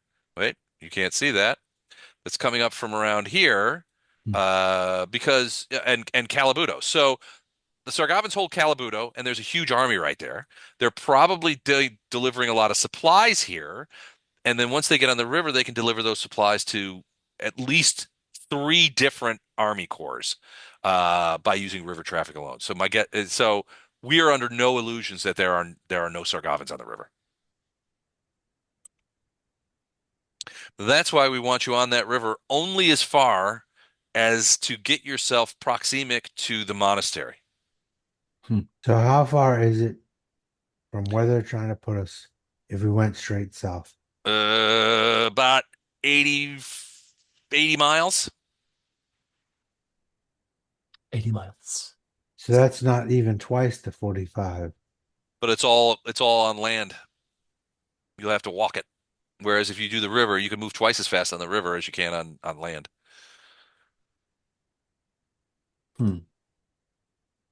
Especially going that direction Now, because you're the going fact, with the and current. so at this point, Kiernan steps in. He's like, "Look, you guys have a lot of experience in the field. You have successfully conducted a number of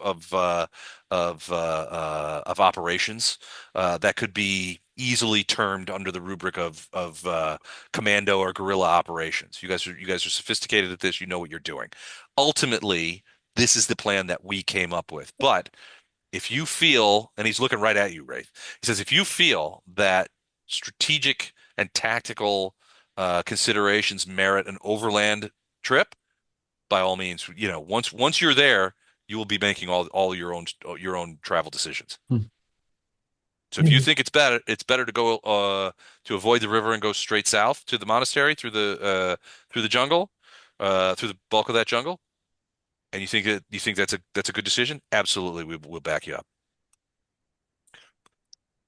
And by back you up, he means we'll let you we'll do leave it. you alone.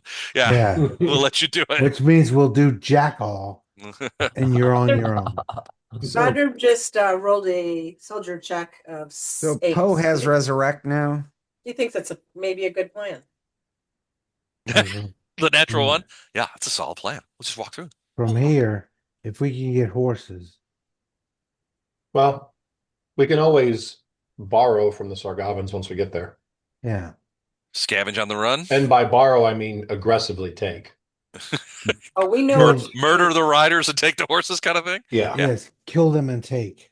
There's likely to be, so I mean, Kiernan's like, look, I'm not gonna sugarcoat this for you.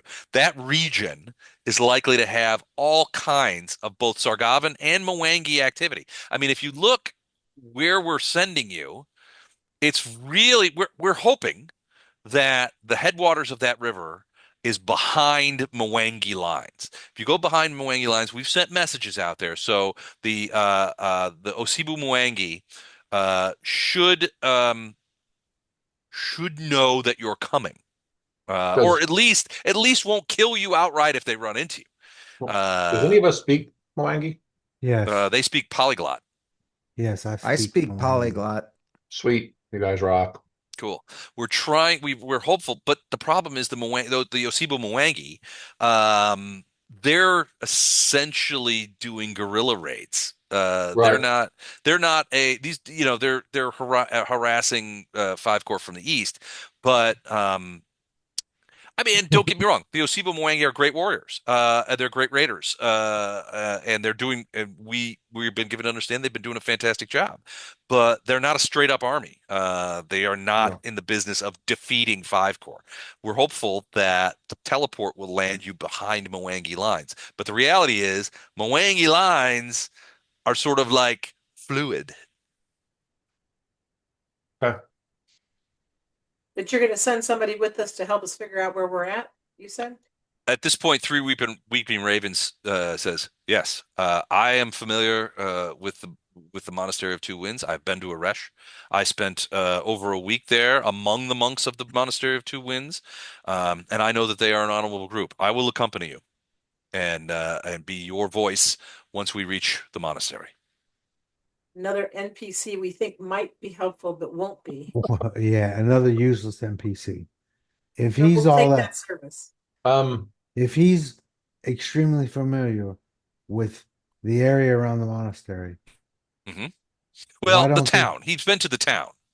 Yes, but if he's extremely familiar with the town, why don't they just try to teleport us to the town? He's not. The teleporter has to be familiar. Yeah. Person He's not. casting He's this not going to with be me. casting the teleport for you. He's being teleported with you. Does this guy cook at least, or does he have a? If you ask him about what Is, can you do, he will say he is a monk. is he a good pack And mule? he's a pack mule. Uh, he says, you know, what he does have some combat abilities. So he says, I'm no like many monks, and he looks at Ono like many monks. I too am skilled in the martial arts. But are you as skilled as boot to the head as our Ono is? Because he's like a rock star when it comes to that. Well, he's quite a bit. He's quite a few years older than Ono. He's probably, you're Oh, that doesn't guessing, matter. in his late 20s, early 30s. Oh, Does he have like skills and stories that he could teach Ono and distract him and increase his level at the same time? 'Cause that'd be super helpful. uh, and by the way, I cook. Oh, well, I haven't seen that yet, but okay. Well, I assume all the time we've been on the road, It's I've been probably cooking. Wraith cooking. Yeah. Really? Oh I no, used to cooks. work at Waffle House. Awesome. So Awesome. when So I'm it's all making a new waffles, belt, I know who to complain to. Yeah. Okay, so the main question is, do you know what to do if we say keep Ono busy over there for like 15 minutes? so, so he will tell you that he is swift on the attack. Can do flurry of blows. He also shows you he carries three very sharp, very looking shurikens. They're shurikens. Mhm. He can do stunning fist, but he also has trained his mind to exercise. So the way he kind of says this kind of strangely. He says, I've gone through many years of mental and philosophical training, and I've trained my mind to be as much of a weapon as my hands. And in some cases, I am able to bring to bear the strength of my mind as well as the strength of my hands when confronted with opposition. Yeah, you're an Arendar NPC. tells him, these guys laugh at me when I tell them that. You're an NPC. You're going to be useless. Yeah, we're gonna get all excited and think, oh, he can help us out of a jam. That's All right. really funny. We really need a day or two in Seaquen to kind of course. re-equip and Of we've course, probably got some orders for we're still doing the preparations for the teleportation, but now that we know that you guys are going to do it for us, I think we're much happier. we would very much like the opportunity to use your workshops and maybe even use a few of your potion makers or whatever, your magic item makers to kind of Of help course. us outfit before we take off. Of course. Of course, we'll put the bulk of our materials and our craftsmen at your disposal. What is it you need? We obviously time is of So the essence, is so is we a understand. But is a +5 Holy Avenger too much to ask? yes, it is. Well, Okay, you just guys checking. suck. You guys- Yeah. Oh wait, let me check downstairs. Oh yeah, we have one. It's very nice. I told them we already got the +5 Holy Avenger. Oh, speaking of, I got to show you this. Holy crap, I got to show you this. But so, you guys remember my cousin James, right? No, Yeah, Well, some of you may remember remember your cousin it. cousin James. I was a different So, cousin. my cousin texted me, James texted me, and he said, "I sent you something for Christmas, but of course it's back ordered. It didn't get there. So keep your eyes out." So it just arrived the other day. Check this out. This is what he sent me. It's a Monty Python role-playing game. Oh my gosh. This is the rule book. I have no idea how to play this, but I cannot wait to try this Awesome. out. So hopefully, once I do it, maybe we'll do a one shot online and you guys can play. But yeah, it's a Monty Python role playing book game. That's cool. Wow. So anyway, I just wanted to brag a little bit. Very cool gift. It's pretty sweet. I want to be the minister of silly walks. Hey, you see that? Is that your wall? My clock? It looks like a clock from this Mhm. distance. Ah, It's great. It's the Ministry of Silly Awesome. Walks clock. That's awesome. Nice. So the That's really legs cool. are the arms of the clock. yep. Well, Actually, where I that's sitting, I actually had someone at work like last year. We're waiting for our meeting to start. And like I said, you guys can see how that's with the angle, it's very hard to see what it is. We're sitting here waiting, and all of a sudden he chimed in. He's like, "Is that a Monty Python clock on your wall?" I was like, "Well, yes, it is." And I like you, and whatever you ask, I will say yes. Pretty much, yes. It's like you've just become one of my close friends at work now. Awesome. Okay, Les, I can't hear you. I see you talking, but I couldn't hear Okay. you. Can you hear me Now now? I can hear you. Oh, perfect. So it reminds me of when I used to have the Greyhawk map behind me, and Uh-huh. I was in a Zoom call, and then one guy's like, what map is that behind you, Les?" You know, that kind of thing. Very, like, oh, nerd. So anyway, he's very pleased. So he's like, "Yeah, absolutely, we will put our craftsmen at your disposal. Obviously, anything that you can do to help reimburse us for the costs of what you might would be most welcome indeed. Although, having said this, as long as it's not extraordinary, we'll build whatever we can for you to help you with this because this is a very important mission." Okay. No, I appreciate that. so This is where I've kind of given most of you when I sent all the booty lists or whatever. Any of you who still have questions about what would be good things to buy for your character, just ping me offline or email or call or whatever. Are we going Okay. to have time Mhm. before we game to do that, to work on that list, or do we need to do it all now? You can take time to that if you want. So Mike, I wasn't clear. Did we get the things that we asked for? Because there was What do you mean? so sort of call dibs on what was available, and the email I got from you didn't mention Yes, that. those people, whoever called dibs, most of them were Unchallenged. unchallenged. So those people got those. Okay. Okay, The cool. rest of us Thank you. got money. Like I said, those of us who didn't get anything got a little bit of extra, but Okay. that pretty much that's all dispersed with that email. So what you've got Okay. now is everything you got. That was the only question I had. And thank you for doing that. Mhm. I appreciate that. I really do, because I'm not good at that sort of thing. Probably could be good at it. We're just not into it, are we? So, now that I can craft wands, do we want to ask them for scrolls that we can turn into wands with multi charges? Yeah, because you can craft as long as you've got someone working with you that can cast the spell, then you can make that wand. Just use Yeah, the you wand won't. when it comes You time won't to. have to. You won't have to worry about scrolls if you, unless you want to make wands out on the fly. But they'll have guys who will be happy to cast the spells that you need. Oh, okay. Okay, I understand. This is a Got it. magic school. Okay. It's almost like they know this stuff. It's kind of like their thing. They got a vibe. All right. So if we need any wands, let me know and let's get that done.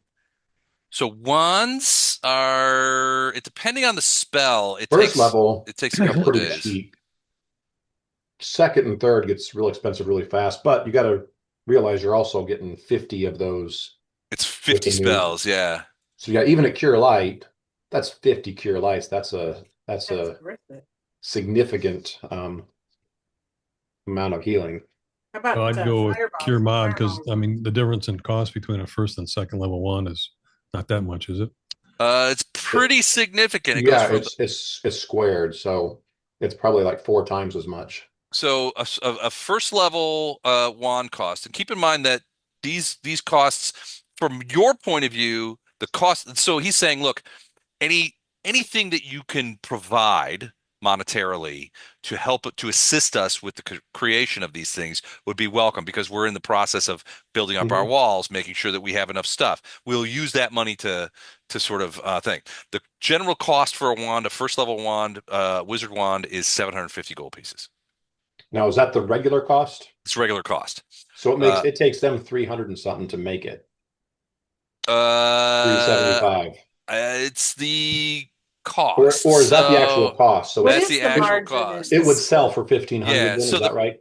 it would sell. So the price of the wand is equal to the level of the spell, the caster's creator level times 750. So Oh, yeah. So if you were to buy it on the open market, level of the spell, so say it's a second level spell, and the creator's caster level, you have to be at least Third level. third level. So So two two times times three three is is six. six times 750 is 40. 4,500. Yeah, can't 4,500. Yeah. can't like Bandu cast the spell for like a fireball wand? That's a Can't. third level. That's going to get Yep. really expensive. But if I'm Yeah, casting the spell and he's crafting the wand, It's yeah, I mean, still, so you're right. It's like half the cost to yeah. create, right? but So it's still going to 750 be would be 375, 45 would be 2250. For third level spell, it will use up materials and stuff equal to what's half of 1125? 670, Right. Yeah. something like that. Yeah. So the problem is it'll take a week to make. 60. well, Oh, that's a week's worth of man hours. You could have multiple people working on it and divide the time up with those people, that was the reason I asked if we had some of his resources, because if we have something that, maybe costs like 10 grand, that is 10 days to make it. But you can Hmm. have 5 people working on it, and those 5 people, if they do just that, would only take 2 days to make it. Hmm. Let me see. I'm I gonna like if it. hold on. I gotta find the rule for that. If that what's there's got to be a max, right? You can't have 100 people working on a Right, wand. right. Yeah, I don't know if they get that detailed to put a max, but it would be up to you to determine what you think's the most.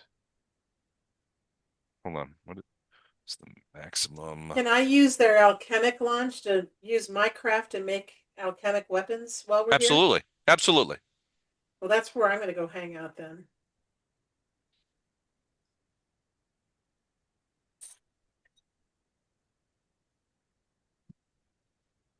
Hold on. First, I'm going to ask where a honest dweller can get a drink safely. They have there's college pubs. So yeah, your third level wand, it would sell when it was done for 11,000 gold pieces. Hmm. So it would cost about 5.5 to make it. Even if I cast a spell and Yes, uh-huh. Titus That's just the half price is that's the cost of the materials that go into it. Wow, I didn't realize the wand of fireball that we accrued for a different game was quite so All right. So according to this, pretty amazing. what additional people bring to the table when it comes to magic item creation is aid another on the spellcraft check to make sure it works. Does, Uh, do you have to do 50 charges less, or can you do less for less money? no, a wand is 50 50 is the charges. standard, yeah. Yeah. According to this, while the rules as written impose no hard cap on the amount of people, physical space, narrative plausibility, diminishing returns, and campaign tone all play a role. However, it says only one character, any number of assistants can provide aid another for the spellcraft check. Um, Okay, I've seen but it somewhere. When we first looked this up, like, I don't know, several years back. multiple assistants may help to meet the spell prerequisites, but the item still progresses only on the at the 1,000 per day is what it says. Hmm. So yeah, a wand of fireballs would take 6 days. Okay, And they're so they good to know. they would I mean, they would not deny you this, but they would get anxious. They're Yeah, worried because they know the Sargavans are already in Arash. right. And it's already been a week since Katrina's spies down there have stopped sending information. They just stopped sending reports. And their last report a week ago was the Sargavans are here. And then Right. nobody said anything. Nobody's heard anything since. So they know they've been there a week. So if you wait another So they give week, us a that couple means days two. to, yeah, Well, they're gonna say, look, we're not gonna tell you how to they look at basically they're saying, look, you guys have been wildly successful on behalf of Seaquen. We would not presume to tell you how to do your business. But do it what fast. we can tell you that it's been a week since we heard from Eresh. Hmm. The Sargavans were there, and if we wait another week, then it'll be 2 weeks. hmm, We'll do it if you guys think if this is something necessary, we'll do it. Hmm. But the situation there may have changed. Hmm. It's up to okay. you. So I guess that's um that would be up to you. If you guys think that a wand of fireballs, you've got he's like, look, That we'll was provide just the really, I just wanted to use that as an example with a third level Right. spell to get an any idea of third level cost. spell, yeah. Yeah, I'm just trying to figure out cost and what was feasible. So that helps. At 11:25, I can't do math today. First level wands are very doable. First level Second, ones you could do a couple a day. yeah. Second Uh, level is kind of expensive, but still kind of, once you get to third, it just, 3 days. So you could make, I think let's say three first level wands in one day. You can make So one magic second. missile and bless Yeah. yeah. or mage armor. You can make one second level wand in 3 days. And hold on, I'm gonna have to do the math here. Hold on a second. Let me get my calculator. I got my calculator. Yeah, and then it's actually 2.5, but yeah, 3 days, and then for a third level wand, it's going to be 6 days. And 2 is 5.6. 6 days.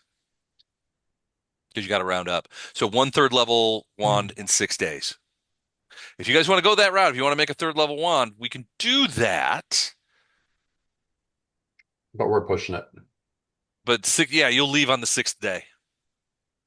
We want you to head out as quickly as possible after the end No, of we don't construction. need to have, I just Right.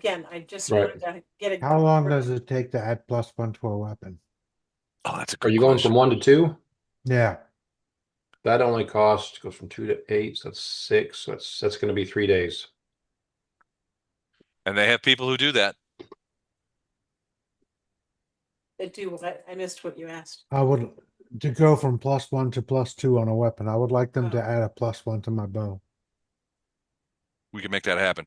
3 days it'll take, but it'll work. Hmm. Are you drinking peanuts? I No, think I'm that's a eating. yes. I'm eating them, but I'm not putting my hand in the thing. Much cleaner putting your mouth on it than putting your hand in it. I get Definitely. that. Totally. I'm the But only, yeah, six. So the I'm difference the between only plus. one here. Yeah, It's only this is gonna like be, drinking out of the milk. Who it's cares? only gonna be my mouth on the peanuts. So Yeah, the difference between +1 and +2 is 6,000. That will take half of that is 3,000. That'll take 3 days to make that happen. okay, So I as can we give come them. up with our stuff to make, let's try and keep it around 3 days or less. Yeah, and I can give them the 3,000. They so Simeon would say we would never presume to take your money. Like I said, you have been acting Well, selflessly on behalf of Seaquen, and for that we are eternally grateful. We would never ask. However, if you have the money to spend and can give it to us to help offset these costs, it helps us in the long. It definitely helps the Lyceum in the long run. Yeah, yeah, I we don't can mind give giving him. half. I can give him the 3,000, He's like, I'd be very welcome indeed. and then they can just add a +1 to my or add my bow +1 to +2. Yeah. I So guess the unspoken thing there is that for all this, if for anything that they do for you guys unpaid, is a loss of resources, a loss of money, a loss of time on behalf of the guys who are doing the work. Right, That they cannot, you can't get it back, right? right. So it just means that they have fewer resources. I think And most of us are okay with, I mean, I think it's generous them doing it at cost. So I think we're all okay with paying the half price to get it done. So I don't right. think any of us are going to ask them to make anything for us for nothing. gotcha. Okay. Will at the minimum cover their costs so they don't lose anything for doing that. But yeah, so we'll figure this out before we play next, but I don't want to keep game time at this. Oh, so we don't have to do this right now. Great. Because Yeah. that's great. Yeah, and I'm letting you guys know if you're not sure, hit me up between now and the next time we play Burning Sky, and Well, I can give you some we uh we could use this time okay. because we are rapidly approaching the extent to which I've prepared. Oh, okay. So So we're not 100%. We haven't 100% got used everything, but we're closing in we're on it. getting okay. Right. No, I know. I'm in my campaign that I'm running, I just switched books, so I've got lots of maps to create and all that kind of Oh yeah. stuff. Well, it's not. I have to estimate how far you guys will get, but you also haven't taken the time to you haven't asked this guy any questions. You haven't asked Kieran any questions. Um, you know there's I mean you guys can I mean if you guys there are things you need to take care of at Sequin, you can do those things. I would be very curious to know. I mean, Simeon doesn't seem to know where Norbert's getting his money. I would be very curious where the money's coming from.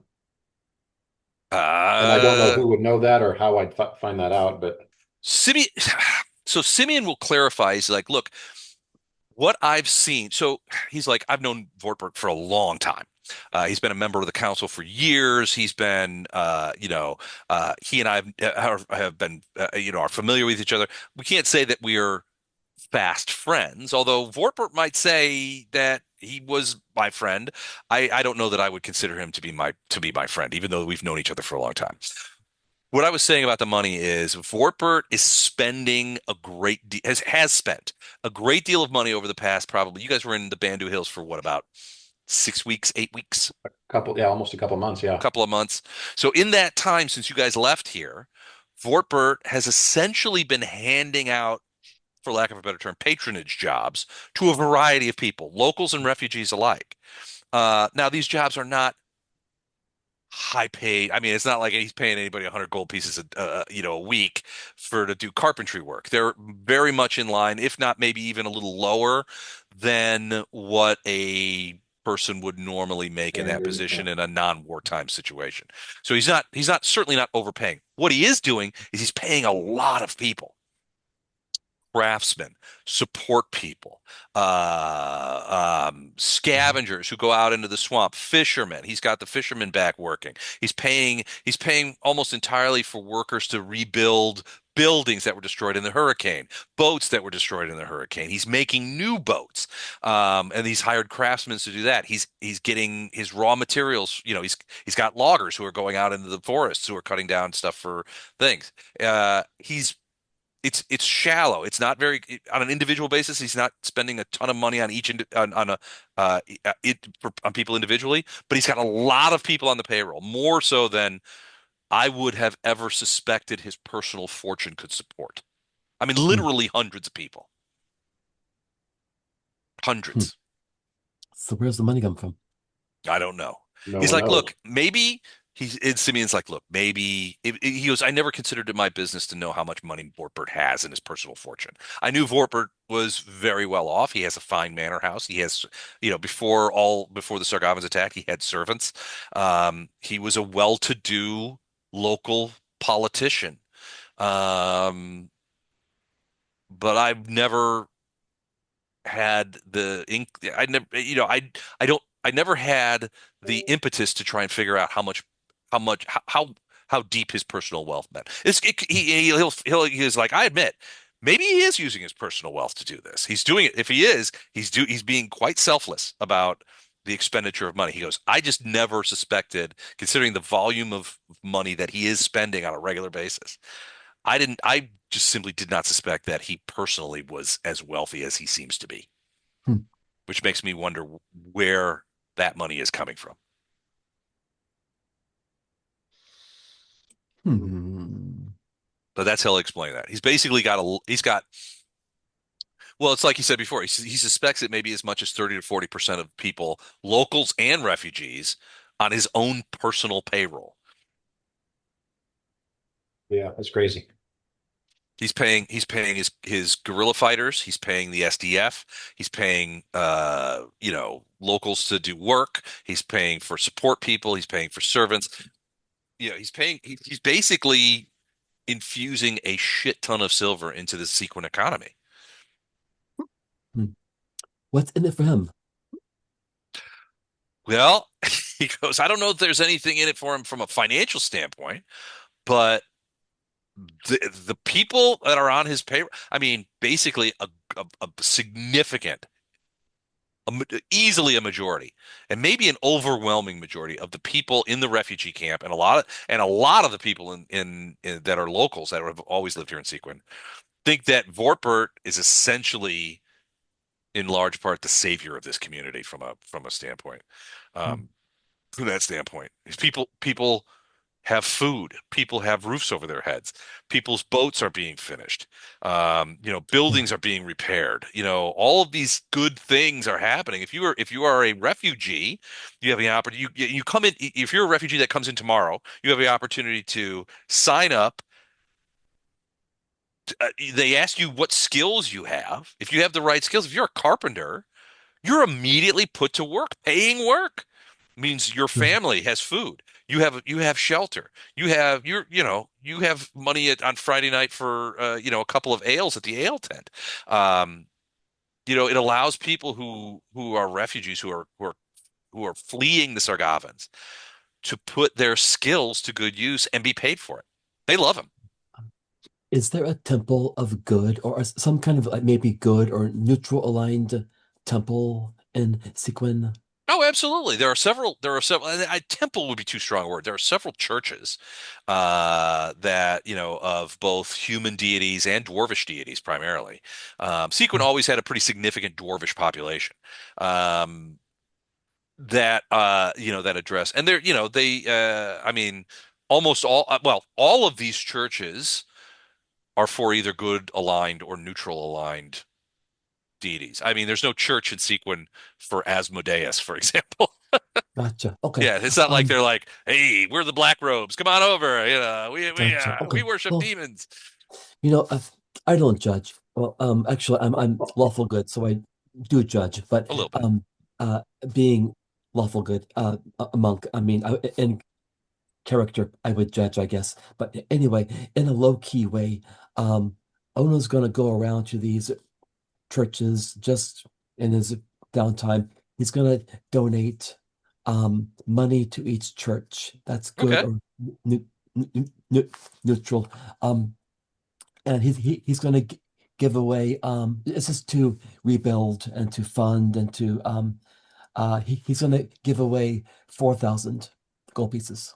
Wow. Okay. That's a lot of money. So yeah, these churches are quite pleased. With the amount of churches we're talking about, you're probably talking about giving several hundred in gold to each one. Yeah. Now I don't want to give my name. I want to just go there low key on the down low. I don't want to be a hero. I want to just donate, Okay. make sure it goes to good, and step away. Gotcha. All right. Yeah. I mean, yeah, the churches are doing, I mean, in many cases are doing a lot of work. And when you stop by these places and drop off this money, I mean, you could see, in some places, not everywhere, but in some places there are like sign up sheets, signed Lord Vortbert. Do looking for carpenters, sailors, canvas makers, that kind of thing. If you have any of these skills, report to, the administration pavilion in the refugee area. We have, on big letters on the bottom, we have work for you. That kind of thing. So you see this in a number of different places. But yeah, there's several priests will come up to you and say, this is going to help a lot of people. Great. But And we're starting with me, says the priest. that's cool. All right, good. Cool. All right, so you guys are getting stuff ready. You guys think that you'll be done you'll have 3 days to thing. Is that accurate, or do you want to take a fourth day? 3 sounds good. Yeah. 3 days. Does Okay. anybody know how long it takes to make alchemical weapons? I haven't got that far yet. I thought maybe somebody knew offhand without looking it up. Alchemical weapons. What do you mean? Like launched alchemical weapons. Like Bombs. Oh, like It's a- bombs? It's a crafting thing. I have the ability to do it. I just don't know how quickly I can do them. Hmm. And they'll be helping me maybe. So with these resources, I'm trying to figure out how much I can do. Alchemist. Okay, oh wait, alchemical creations. Here we go. Oh, it's all tinctures and crap. Never mind. All right. Alchemists.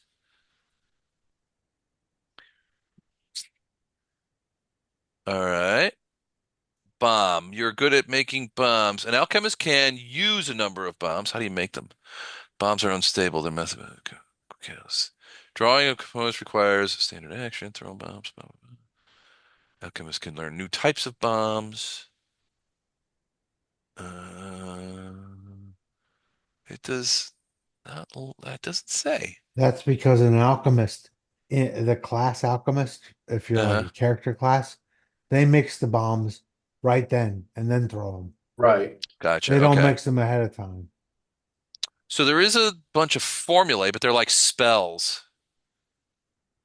Yeah, these are spells, but basically that you can infuse various kinds of things with these spells, and you drink it and you go there. Yeah. So I guess it doesn't really cost you in the same way that it costs to make magic items. What you would probably do is gather up a good selection of the necessary reagents that you would Right. need. Right. So if you would gather up, you say, I'm going to gather up the necessary reagents enough to make 10 bombs or whatever it is. Yeah, and I've got some stuff of my own that I've gathered. I just never took the time to make the bombs. So Well, it's like Chuck says, you make the bombs in situ, right? So it's a standard action to but make the I'm not bomb. an alchemist. I'm an evoker Yeah. with an alchemist. Oh, oh, Yes. oh. She has alchemy as a craft skill, not as a class skill. In this Get an evoke- Is a case, sorcerer wizard who's So specialized. basically, you could make Molotov cocktails as an example. Mhm. You just put the alcohol in a bottle, put a fuse in it or whatever, and then in combat, you'd have to light it and throw it. But all the alchemical bombs are either specific to the class skill, or you could make, what do they call it? See, because they've got all these splash weapons. yeah, they have no listed price. Greek fire. Is that the one you can pre-make? Pardon me? Like, oh yeah, alchemist fire, oil stink, powder of Yeah. sneezing. I mean, there's just Powder of sneezing. Do they have costs? no, but they have Yes, they DC. Some have do. costs. They do. So Alchemist Fire costs 20 gold pieces, which means to craft it would cost half. Uh, It's which 10 gold means, pieces. yeah, you could have several made during the course of a day. Right. You could throw a flask of Alchemist Fire as a splash weapon, treat this attack as a ranged touch, D6. Yeah, there you go. So it's not a bomb per se, but there is a whole bunch of alchemical But it does stuff. blow up and kill people. It does, yeah. Well, it catches on Well, fire, yeah. I mean, Grenade? What? Bonnie's not as much into killing people as evening up the field so that, you know, there's when we're overrun, right? Mm-hmm. Well, nothing wrong with killing a few people to do that. Yeah. One thing I would recommend everyone consider or do is if you want to spend 500 gold pieces, you can get a cloak resistance +1, which is +1 to every save. Or for 2,000, you can get a cloak resistance +2. Those are like dirt cheap, and saves are usually can be the difference between life and death, or the difference between, Did you say getting 500 for a +1 and it's 2,000? 500 for a +1 or 2,000 for a +2. Both of those are that at cost prices. So that's what I'm telling you is what you'd be paying for it. Hey, Les, if we had a cloak of resistance +1 and sold it, what would we get book prices, or how do you do that? Half price or what? It depends. So, in many cases, yeah, you would probably get book price for the sale. So, like, if you wanted to make, so yeah, realistically, there are mages out there saying, "Oh, I'm making a cloak of resistance." They make it for 500, they sell it for 1,000. Hmm. So on magic items, the manufacturer of magic items margin is 50% or 100%. It's 100%. It's 100%. Yeah. Forgot how to calculate margin. And Other those are question. cheap. So later on, you could just pay the difference to up the plus of it down the road.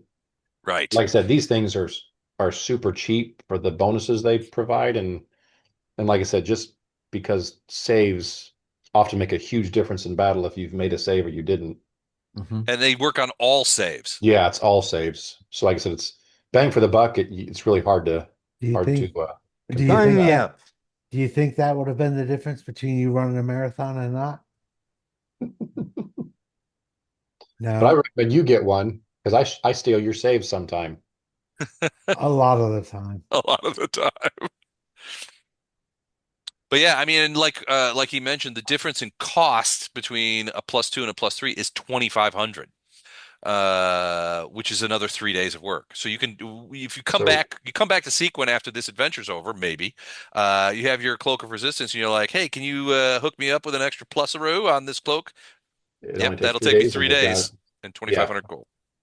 So like I said, they're really cheap and they make I a don't big difference. I don't have time for it.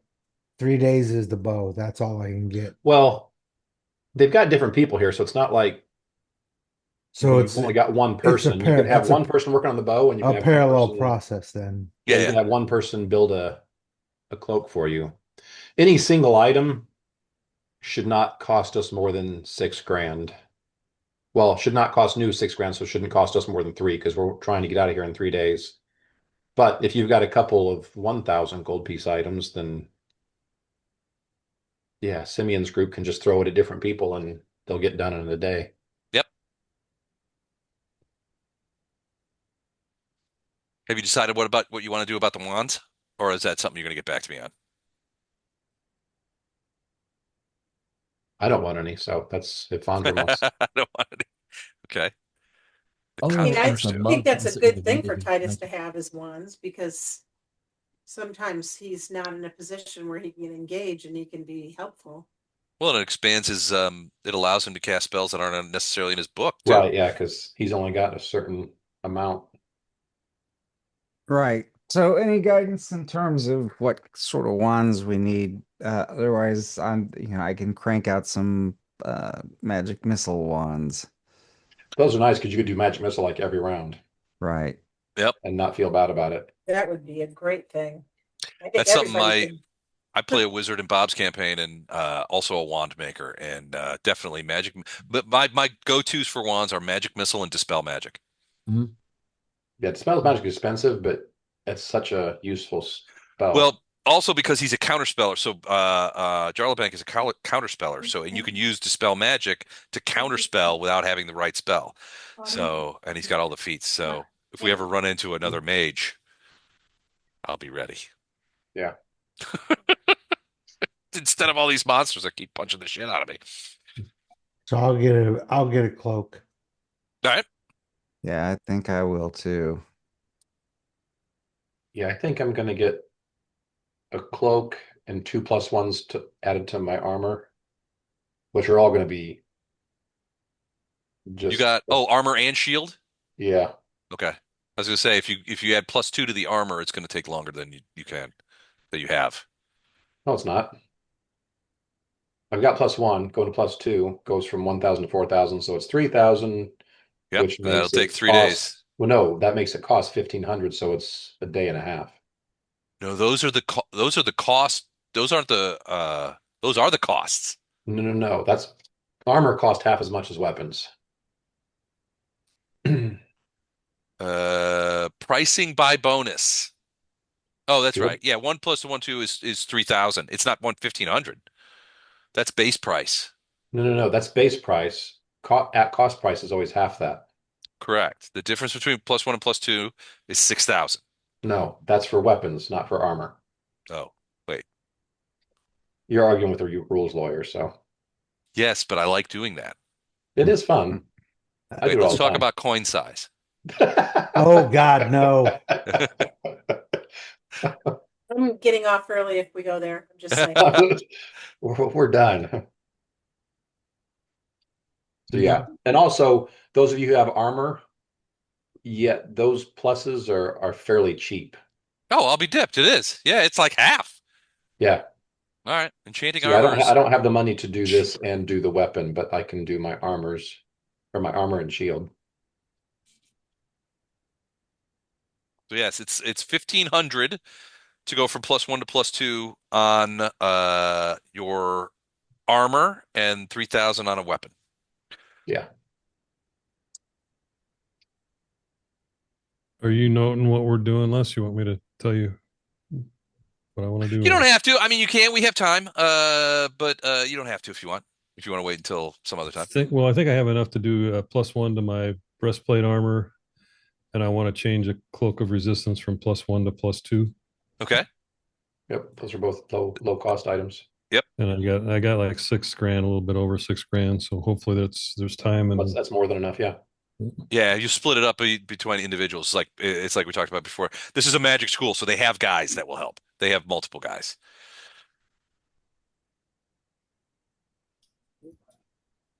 Cool. So yeah, I'm doing pluses on So armor. we're gonna let you know what we come up with. Is that the dealio? Yeah. I'm letting you know right now I'm doing a plus on armor, a plus on shield, and then I'm doing the cloak. Where does the Cloak of cloak resistance. go on magical items worn? I would have thought shoulders. Shoulder Yeah. goes on your shoulder. Yeah. Sort of. Yeah. It's the shoulder Like a slot. cape. That's the specific slot that you're looking for. Yeah, I just need to look for. I So doubt I'll there's do a any, cloak unless you've got also. another cloak. I doubt there's anything on your shoulders. And you can wear a cloak over armor too. Cloak of resistance. And you said it's $2,000 for a +2.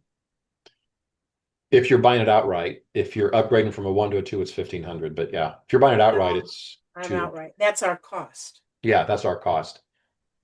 And Arendar, if you need money for your weapon, I can help. For me, it's going to be more time than money. Okay. So I'm just going to wait, and hopefully next time we're back here, we have longer than a couple days. Yeah. And that also goes for everybody else. If you want something that we have time for, but you don't have money for, I have extra money. Can you make something that's non-magical magical?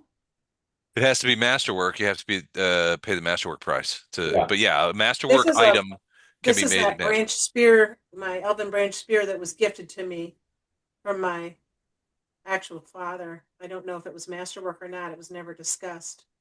I would say yes. I would say that is almost yeah. I would allow it. Yeah. So if that's the case, then yeah, it only cost for a weapon. Yeah. Your cost would be 1,000 to go from nothing to +1. Okay. But for armor, Mike, do you know what it is from 0 to +1 for armor? It's 1,000 to 500. 500. Yeah. 500. It's super dirt cheap for armor. Do I have time to take it to a +2? Yes. Yeah, because it would only cost you 4 to do that. So that 4 total, which would be it cost you 2 grand, so it'd only be 2 days. So yeah, that's inside our 3-day window. Yep.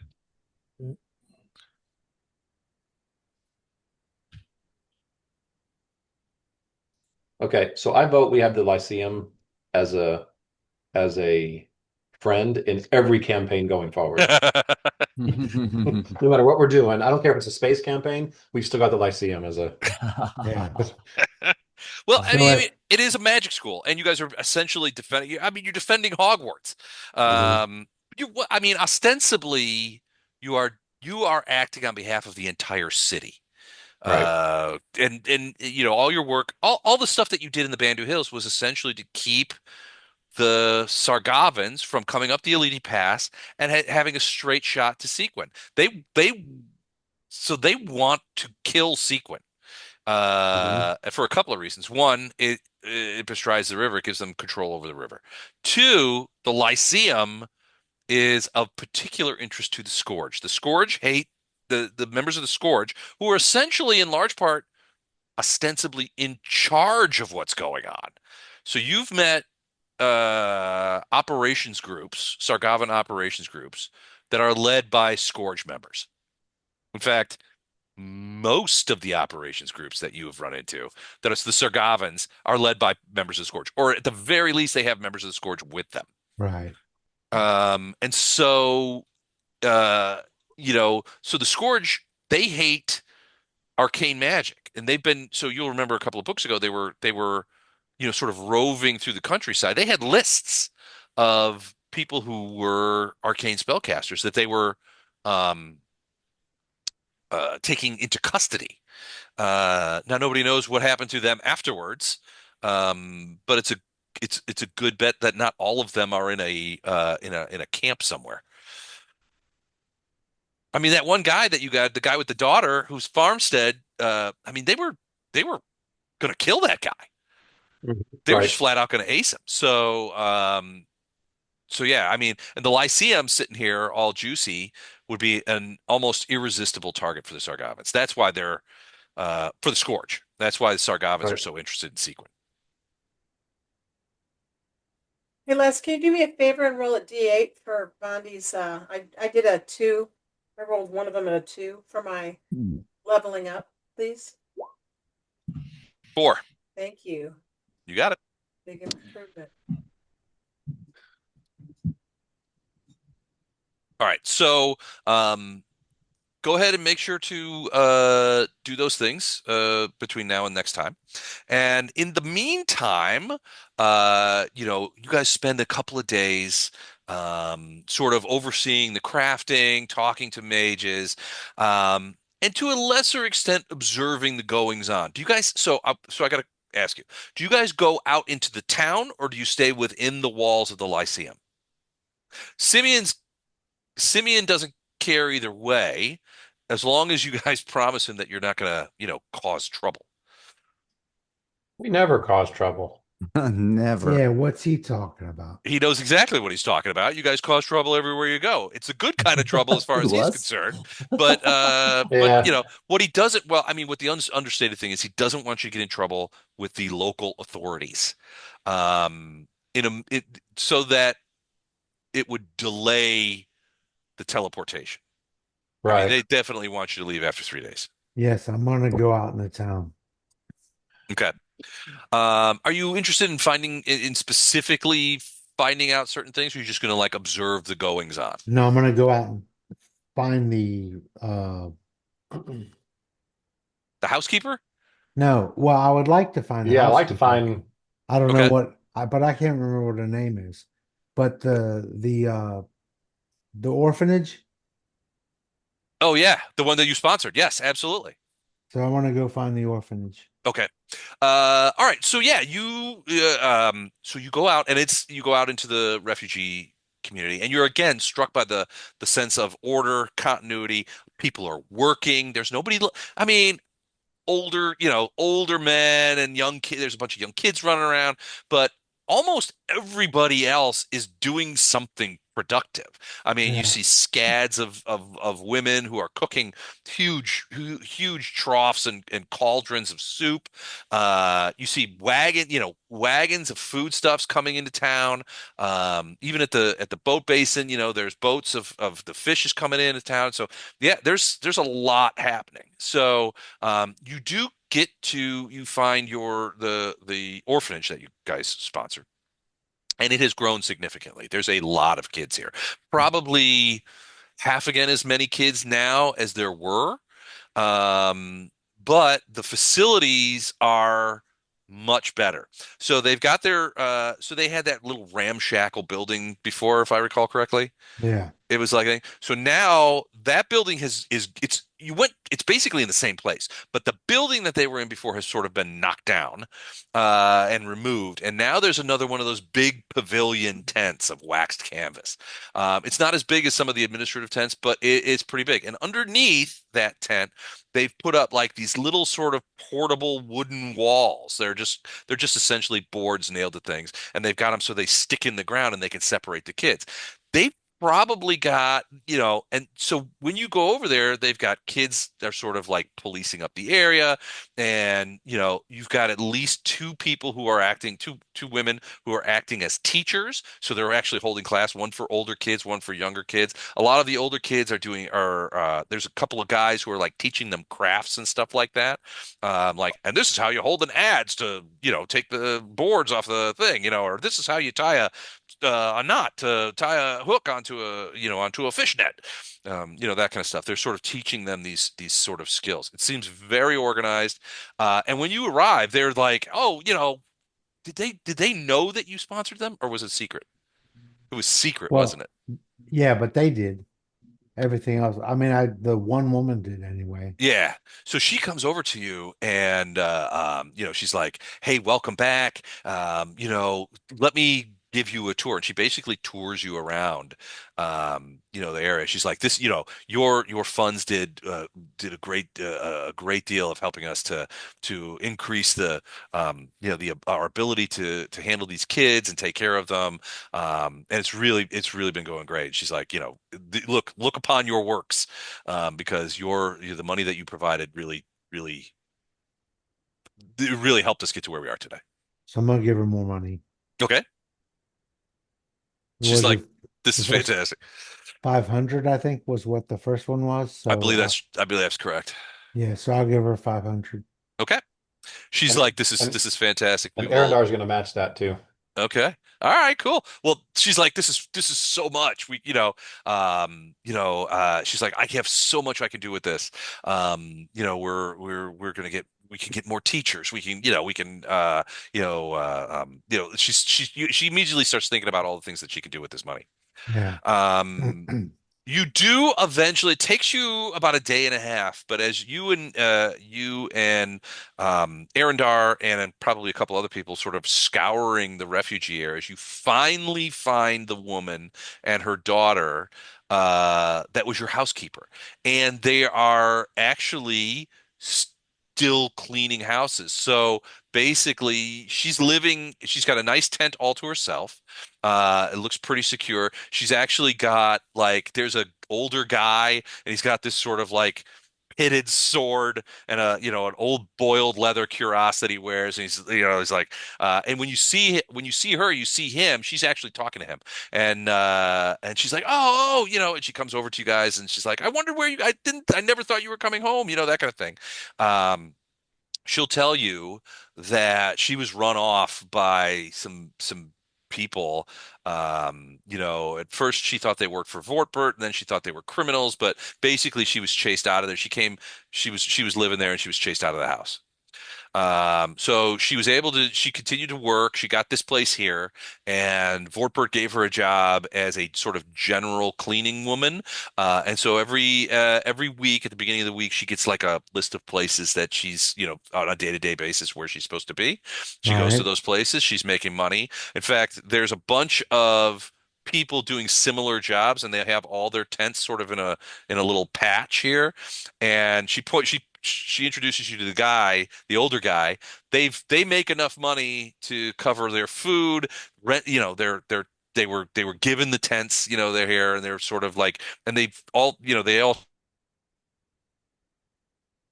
chip in so that this guard basically kind of keeps watch, and makes sure that nobody tries to do to them what she says. You'll remember they tried to do to me before. So No you're one has safe. tried anything like that. You're safe and happy. She's safe. She's got work. So they've got food. Like, Yeah, she's better. She's much better off than she'll flat out admit it. She's like, I'm much better off now than when we first met. Okay.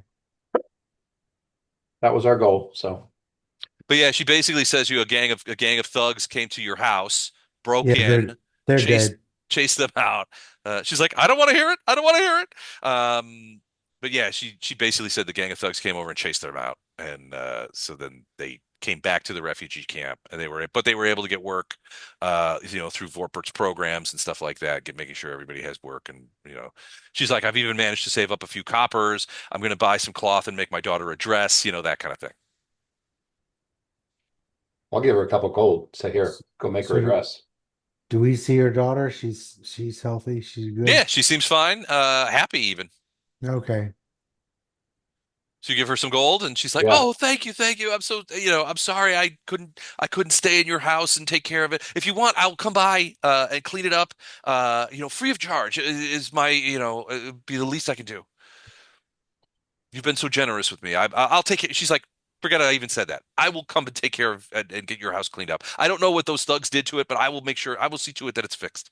Give her the bag of silver. Yeah, we give her the bag. This is the bag we were given to take care of that. So She looks incredibly nervous. She's like, "This is more money." Basically, she gives the impression that this is more money than she's seen in one place ever in her life. Well, Uh, this is to fix the house. So if Maybe we when you need to go and hold on to clean that it, for her. what's She's when that? you probably go, gonna she's probably gonna die between here and going to that Yeah. house with that bag of Getting no, silver. I'm sacked. just saying, if you go and clean it, So if it needs repairs, hire someone.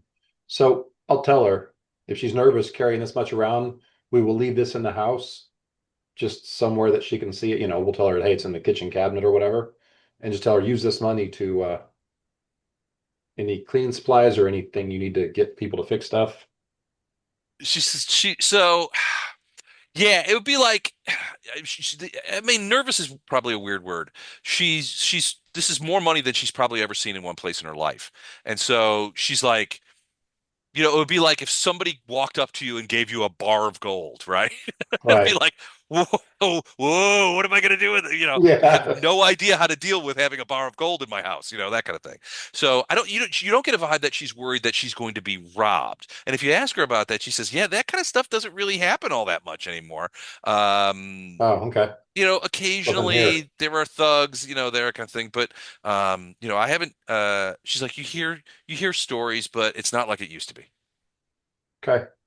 Well, then if you're comfortable with it, then here, take it. You can store it in the house if you want, but use it to buy your cleaning supplies or It'll be done.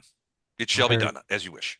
hire people to fix all the damage, whatever. and I will tell the head of the Lyceum that you're taking care of our home. So if you get ran off again, Go there. go to the Lyceum and tell them who you are, and I'm sure they can get stuff taken care of. Did your mom have a job back in Gate Pass? Mother.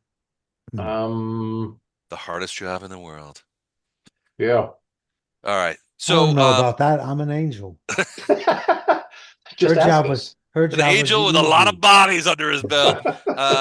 So yeah, I mean, yeah. So I'd be more she's comfortable if Simeon's got room with Lyceum. I'd be more comfortable with her staying there. Well, she says she's comfortable there as well. So you guys go back. There's a, heartfelt reunion. And she looks a few more lines on her face. Things in Gate. You ask her about Gate Pass. She's like, "Oh, things in Gate Pass are not very good."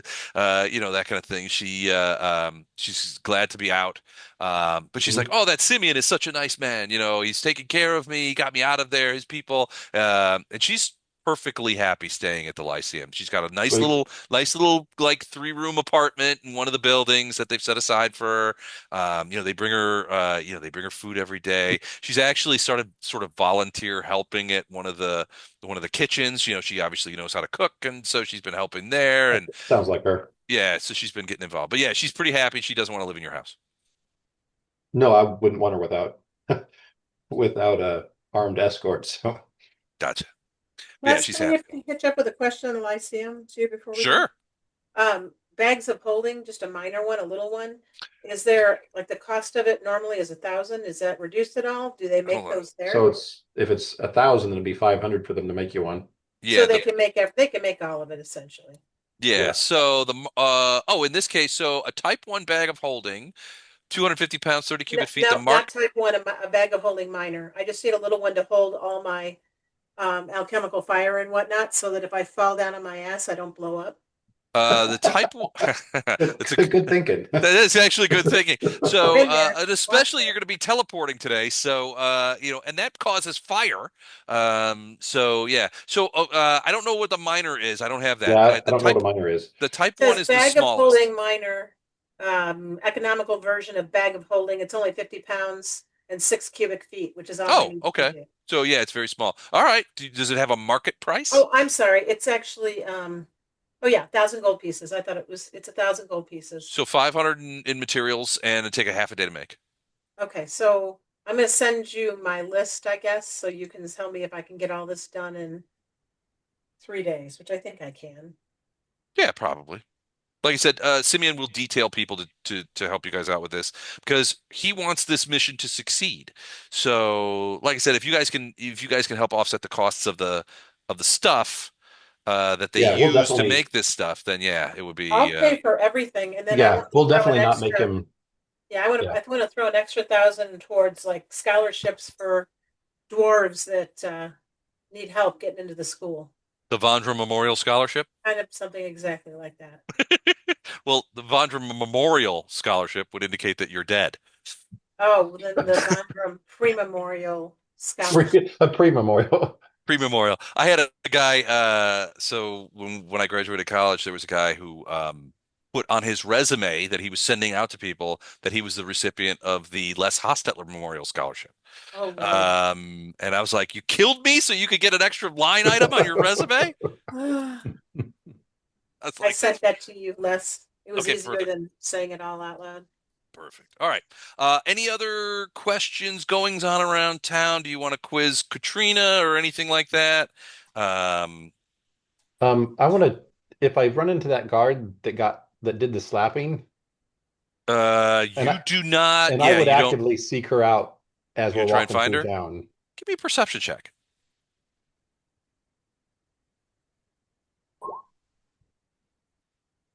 28. 28. All right. Yeah. So it's on the second day. You're kind of wandering about, and you're actually walking through town, Hmm. away from the refugee camps, and you do see her. And again, she is with those guys, Yeah. and they seem to be going to some, they're on their way from somewhere to somewhere. Now, in this case, they don't have the refugee types with the body wagon, but they Right. seem headed for somewhere. I'm gonna see if I can stop her just for a second. Okay. Okay. Hey, quick second, just out of morbid curiosity. Well, if you stop them, everybody kind of turns around and they're like, Uh-huh. and she's like, "Yes, sir. How can I help you?" That's pretty much, yeah. You don't see any sort of real recognition on her face, even though it was only like 3 days beforehand that she came to Yeah. your house. So she's like, "Yes, sir. Can I help you? Is there something you need to report to the SDF?" Well, I'm gonna tell her you came to the house and picked up in a body bag a bunch of thugs from our house. She looks at one of her guys, and the guy leans over, and is like, And she's like, "Oh yes, I remember distinctly. It was a house near the boat basin. Yes, I remember." Yeah, I'm curious. Lady came out and told you something and you smacked her. What was that? She sort of stares at you for a minute, and then it like blinks very slowly, and she's like, "I don't recall any incident like that. Perhaps you are mistaken." Oh no, but Oh, no, it's not here. if you want to keep it this way. So do I get any kind of Oh no, there? is Well, he? you saw it, so she's definitely lying. Yeah, 19 cents motive. Do I?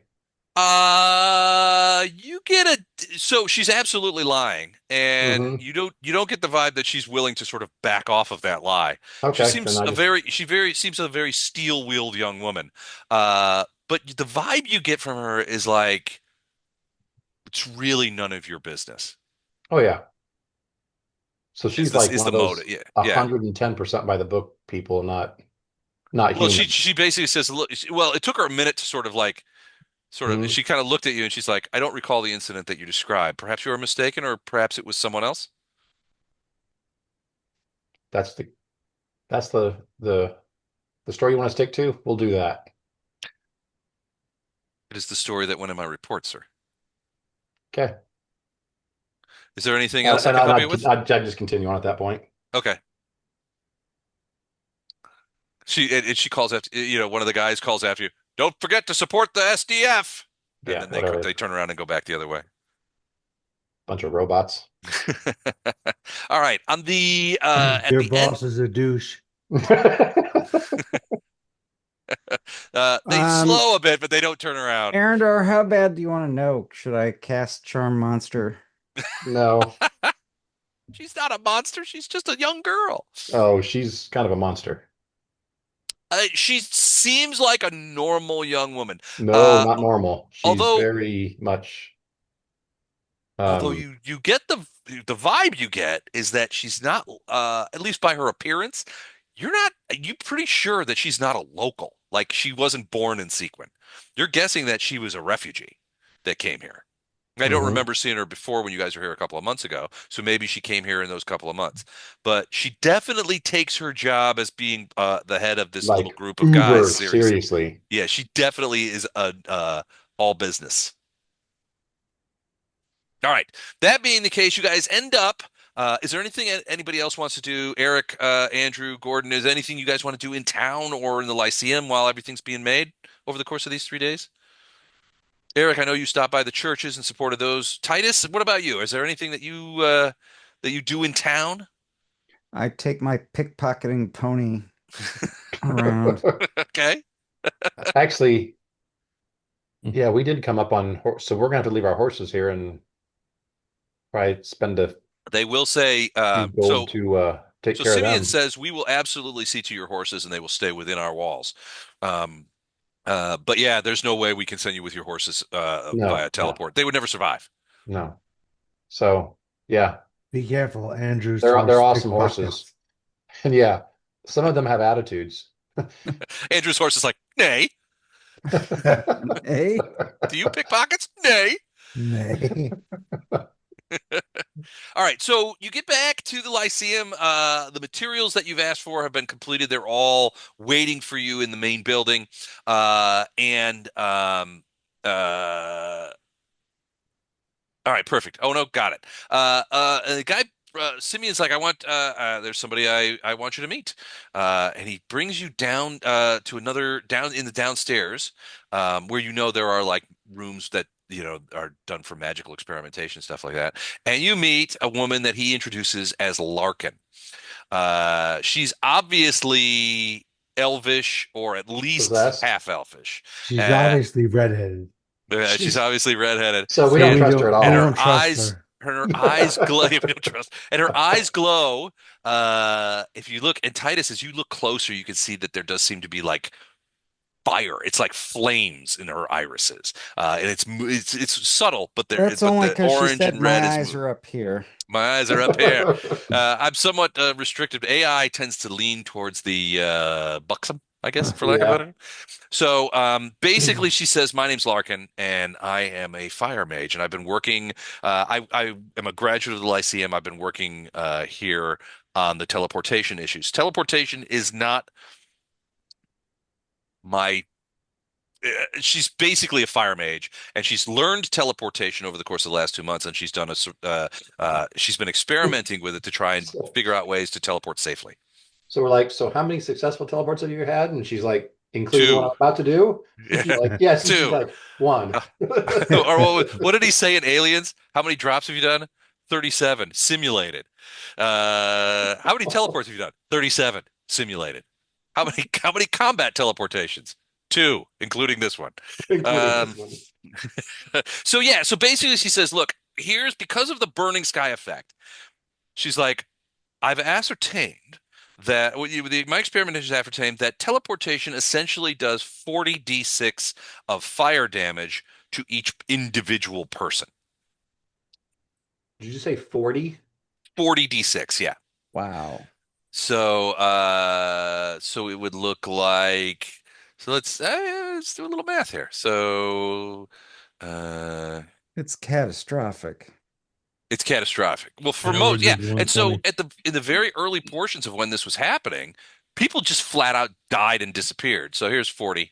Yeah, 136 points right off the bat. There's a fair amount of ones in there too. So that's the damage. So basically she's like, we cannot at this point, we have not stopped it. What we do is we protect you from it, right? So essentially, what I do is I will cast protection from energy fire on you, which will stop 120 points of that damage. So we also um, and she sort of points over to the table. She goes, on the table is an alchemical draft that I have devised with the help of some of the potion masters. Essentially, this is a limited time polymorph spell in a bottle. Between the protection from energy and and this polymorph spell, which essentially gives you, for lack of a better term, red dragon skin Mm-hmm. for a temporary period, long enough for you to teleport, get away from the teleport zone. Um, our theory is that between those two things, that will be sufficient for you guys to ameliorate the damage of the teleport. Now, the place I'll be conducting I this. don't know what half those words meant, but let's get it. So she's like, I've been to the place where you're teleporting. I have made sure that I'm familiar with it.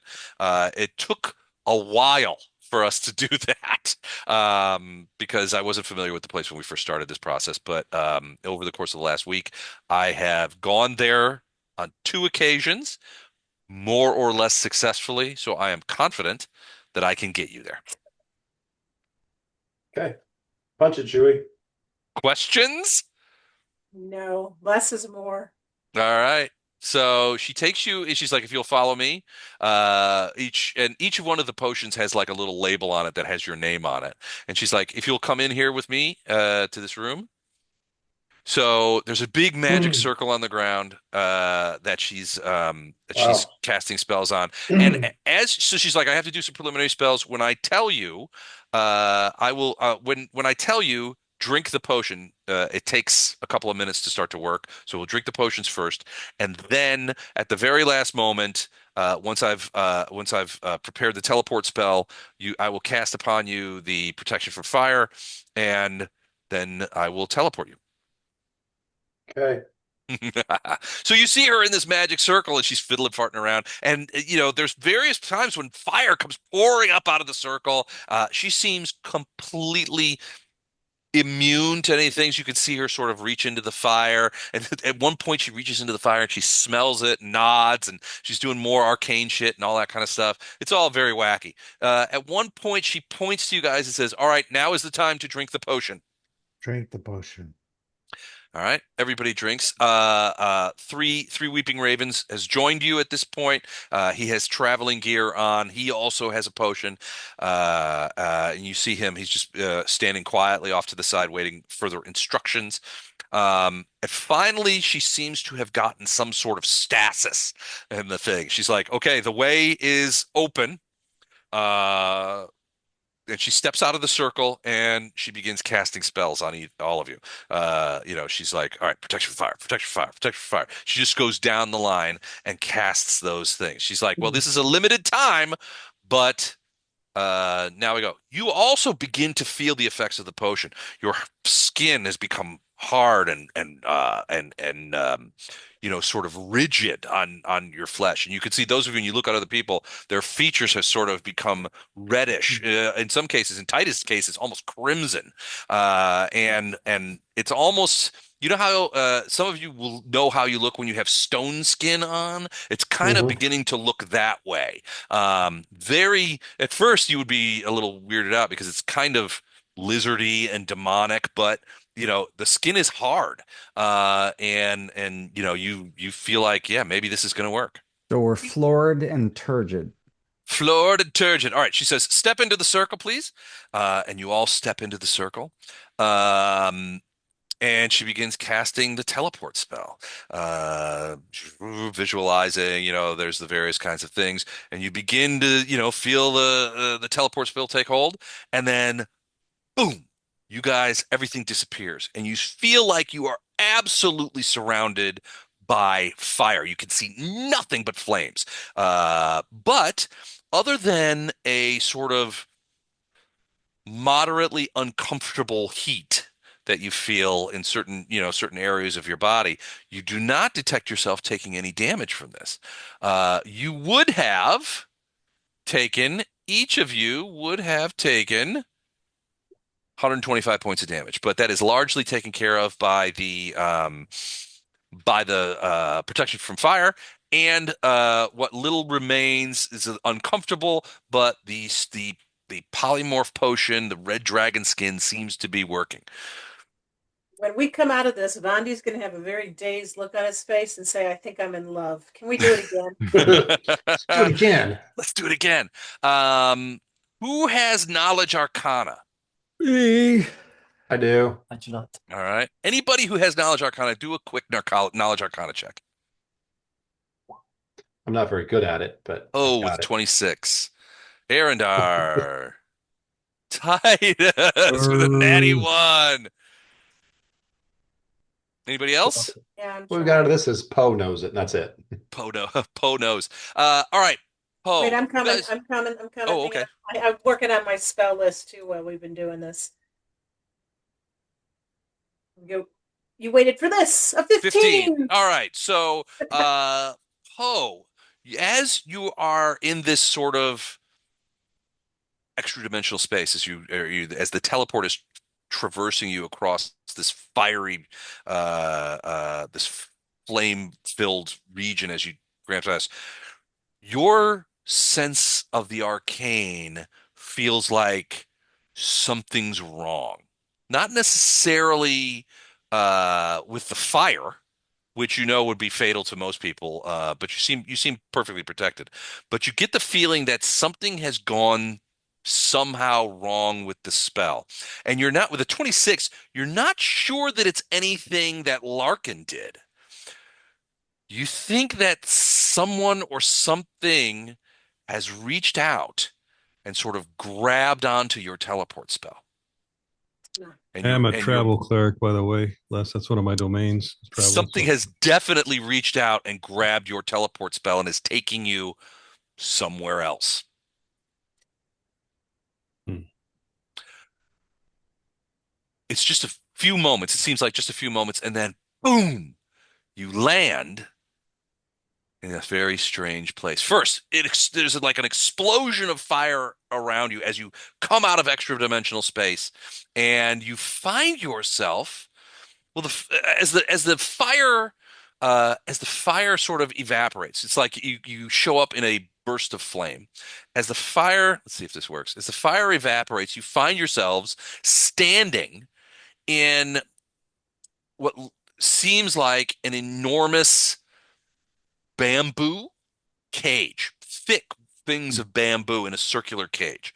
The other thing you notice is that with you in the bamboo cage, I'm just going to move Ono out of the way here for a second, is something that, as a travel cleric, and those of you might remember, is this. It is a small statue, obviously magical, but as a travel cleric, you would recognize that this is a teleportation beacon, a crudely manufactured one, but still quite powerful. Albeit This very effective. You have no doubt in your mind, Poe, that this beacon is what reached out and grabbed your teleportation spell and drew it out. Remember, you saw one of these beacons that they had set up as a trap in that one of the Sargavan guys had set up as a trap to send people into a cells in that underground layer that they had. This works similarly. Any teleportation that's taking place around here or seems to pass through here gets captured by this teleportation beacon and drives you here. You're essentially in a bamboo cage, a large bamboo cage, and with this beacon in the center. Around the cage are a variety, at first, of what you think are Mwangi, but then you notice their ears. So their ears, and some of them are wearing paint. You recognize those of you who, well, Poe would absolutely recognize it, Vondram probably as well, with their experience with the Fae. These are Akuje. They are Mwangi. They are southern elves that live in the Mwangi jungles. And they are arrayed around this cage. There are 4 platforms at the 4 corners, and on those platforms, each is a person with a very intricate longbow pointed at the cage. Surrounding the cage are a variety of what look to be, well, this doesn't even look like an Akuje. He looks like a Mwangi who's got some bamboo armor on and has a long bamboo wooden spear with an iron or copper. It has a copper tip on it. A long spear, easily capable of going through the things and oaking you inside. And they surround there. Each one of those, and then off to the side, you see a couple of things. One, on each platform, there is an archer, and behind that archer looks to be some sort of guard standing for the archer. Over here is an Akuje woman who's just sort of looking on. She has completely black eyes. Give me another knowledge arcana, Titus. Okay. Can't we have Poe do it? Nope, this is you. Okay. No.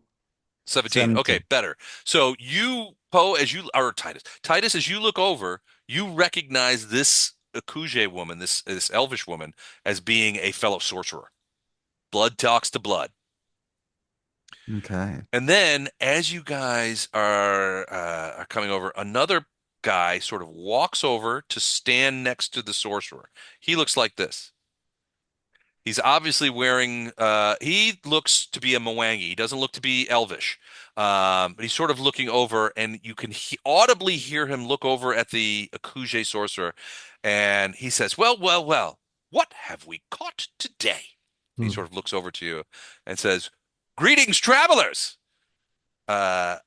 Welcome, welcome to the Mwangi. Why are you here? He seems very smiley and friendly, but you guys are in there. And that's where we will stop tonight when this guy asks, welcome, travelers. Why have you come here? Nice. And we'll stop there tonight. Cool. Thanks, Les. Hey. Thank you. All right. Thank Very you, guys. cool. Get back to me with your shopping lists. Mine's in your email. Okay, Happy sounds birthday, good. Chuck. Old Oh, man. Oh, yeah, Chuck, Oh, happy happy birthday. Yeah, birthday. tomorrow. Happy Is it birthday. tomorrow or it is tomorrow? It is. It No, is- it's not tomorrow It yet. is. It is not tomorrow yet. It was a week ago Monday, wasn't it? No, it really doesn't matter. Well, then I take it back. Okay, Forget you. No happy birthday for you then. because like 16 you can drive, 18 you can vote, 21 you can drink, 35 you can be president of the United States. Nobody gives a shit about 56. 56. That's pretty good. That's a good run for a guy, you know, with your sense of danger. Yeah, 56 in brain damage. Congratulations to me. Well, happy birthday. I wasn't regardless. feeling so bad about 58 in brain damage till you said that. The Yes. 50s, the late 50s are a good time. Says who? Me. So far, Good. so It's good. all good. Eric, you're doing it different from everybody else. You've got a 3-year-old at home. We were talking about you earlier. We were like, man, I don't know how Eric's doing. Gonna You got say a bunch I of gotta young go to kids at bed. home. Yeah, you probably do. I imagine you do. All right. All right. Well, thank you, everyone. We Good will night. see each other 2 weeks from tonight. All I right. believe Oh, we Indeed. might not. Will we be here? What date is that? February 1st. I think we're going to be in Mexico. Ooh, Also, okay. We might be able to Uh, join you. It just depends on No, we the. won't. We're going to be flying on a plane at that time. Okay. Um, Also, I Not should the let you safe. know that almost certainly we will not have B team on the 15th because I will be in Danville, Kentucky. Jonas's conference swim meet, his last conference swim meet, oh, wow. is taking place that weekend. So we'll be going down there to cheer him on. And it'll be his last collegiate swim meet, and it'll probably be his last swim meet forever. So we don't want to miss it wow.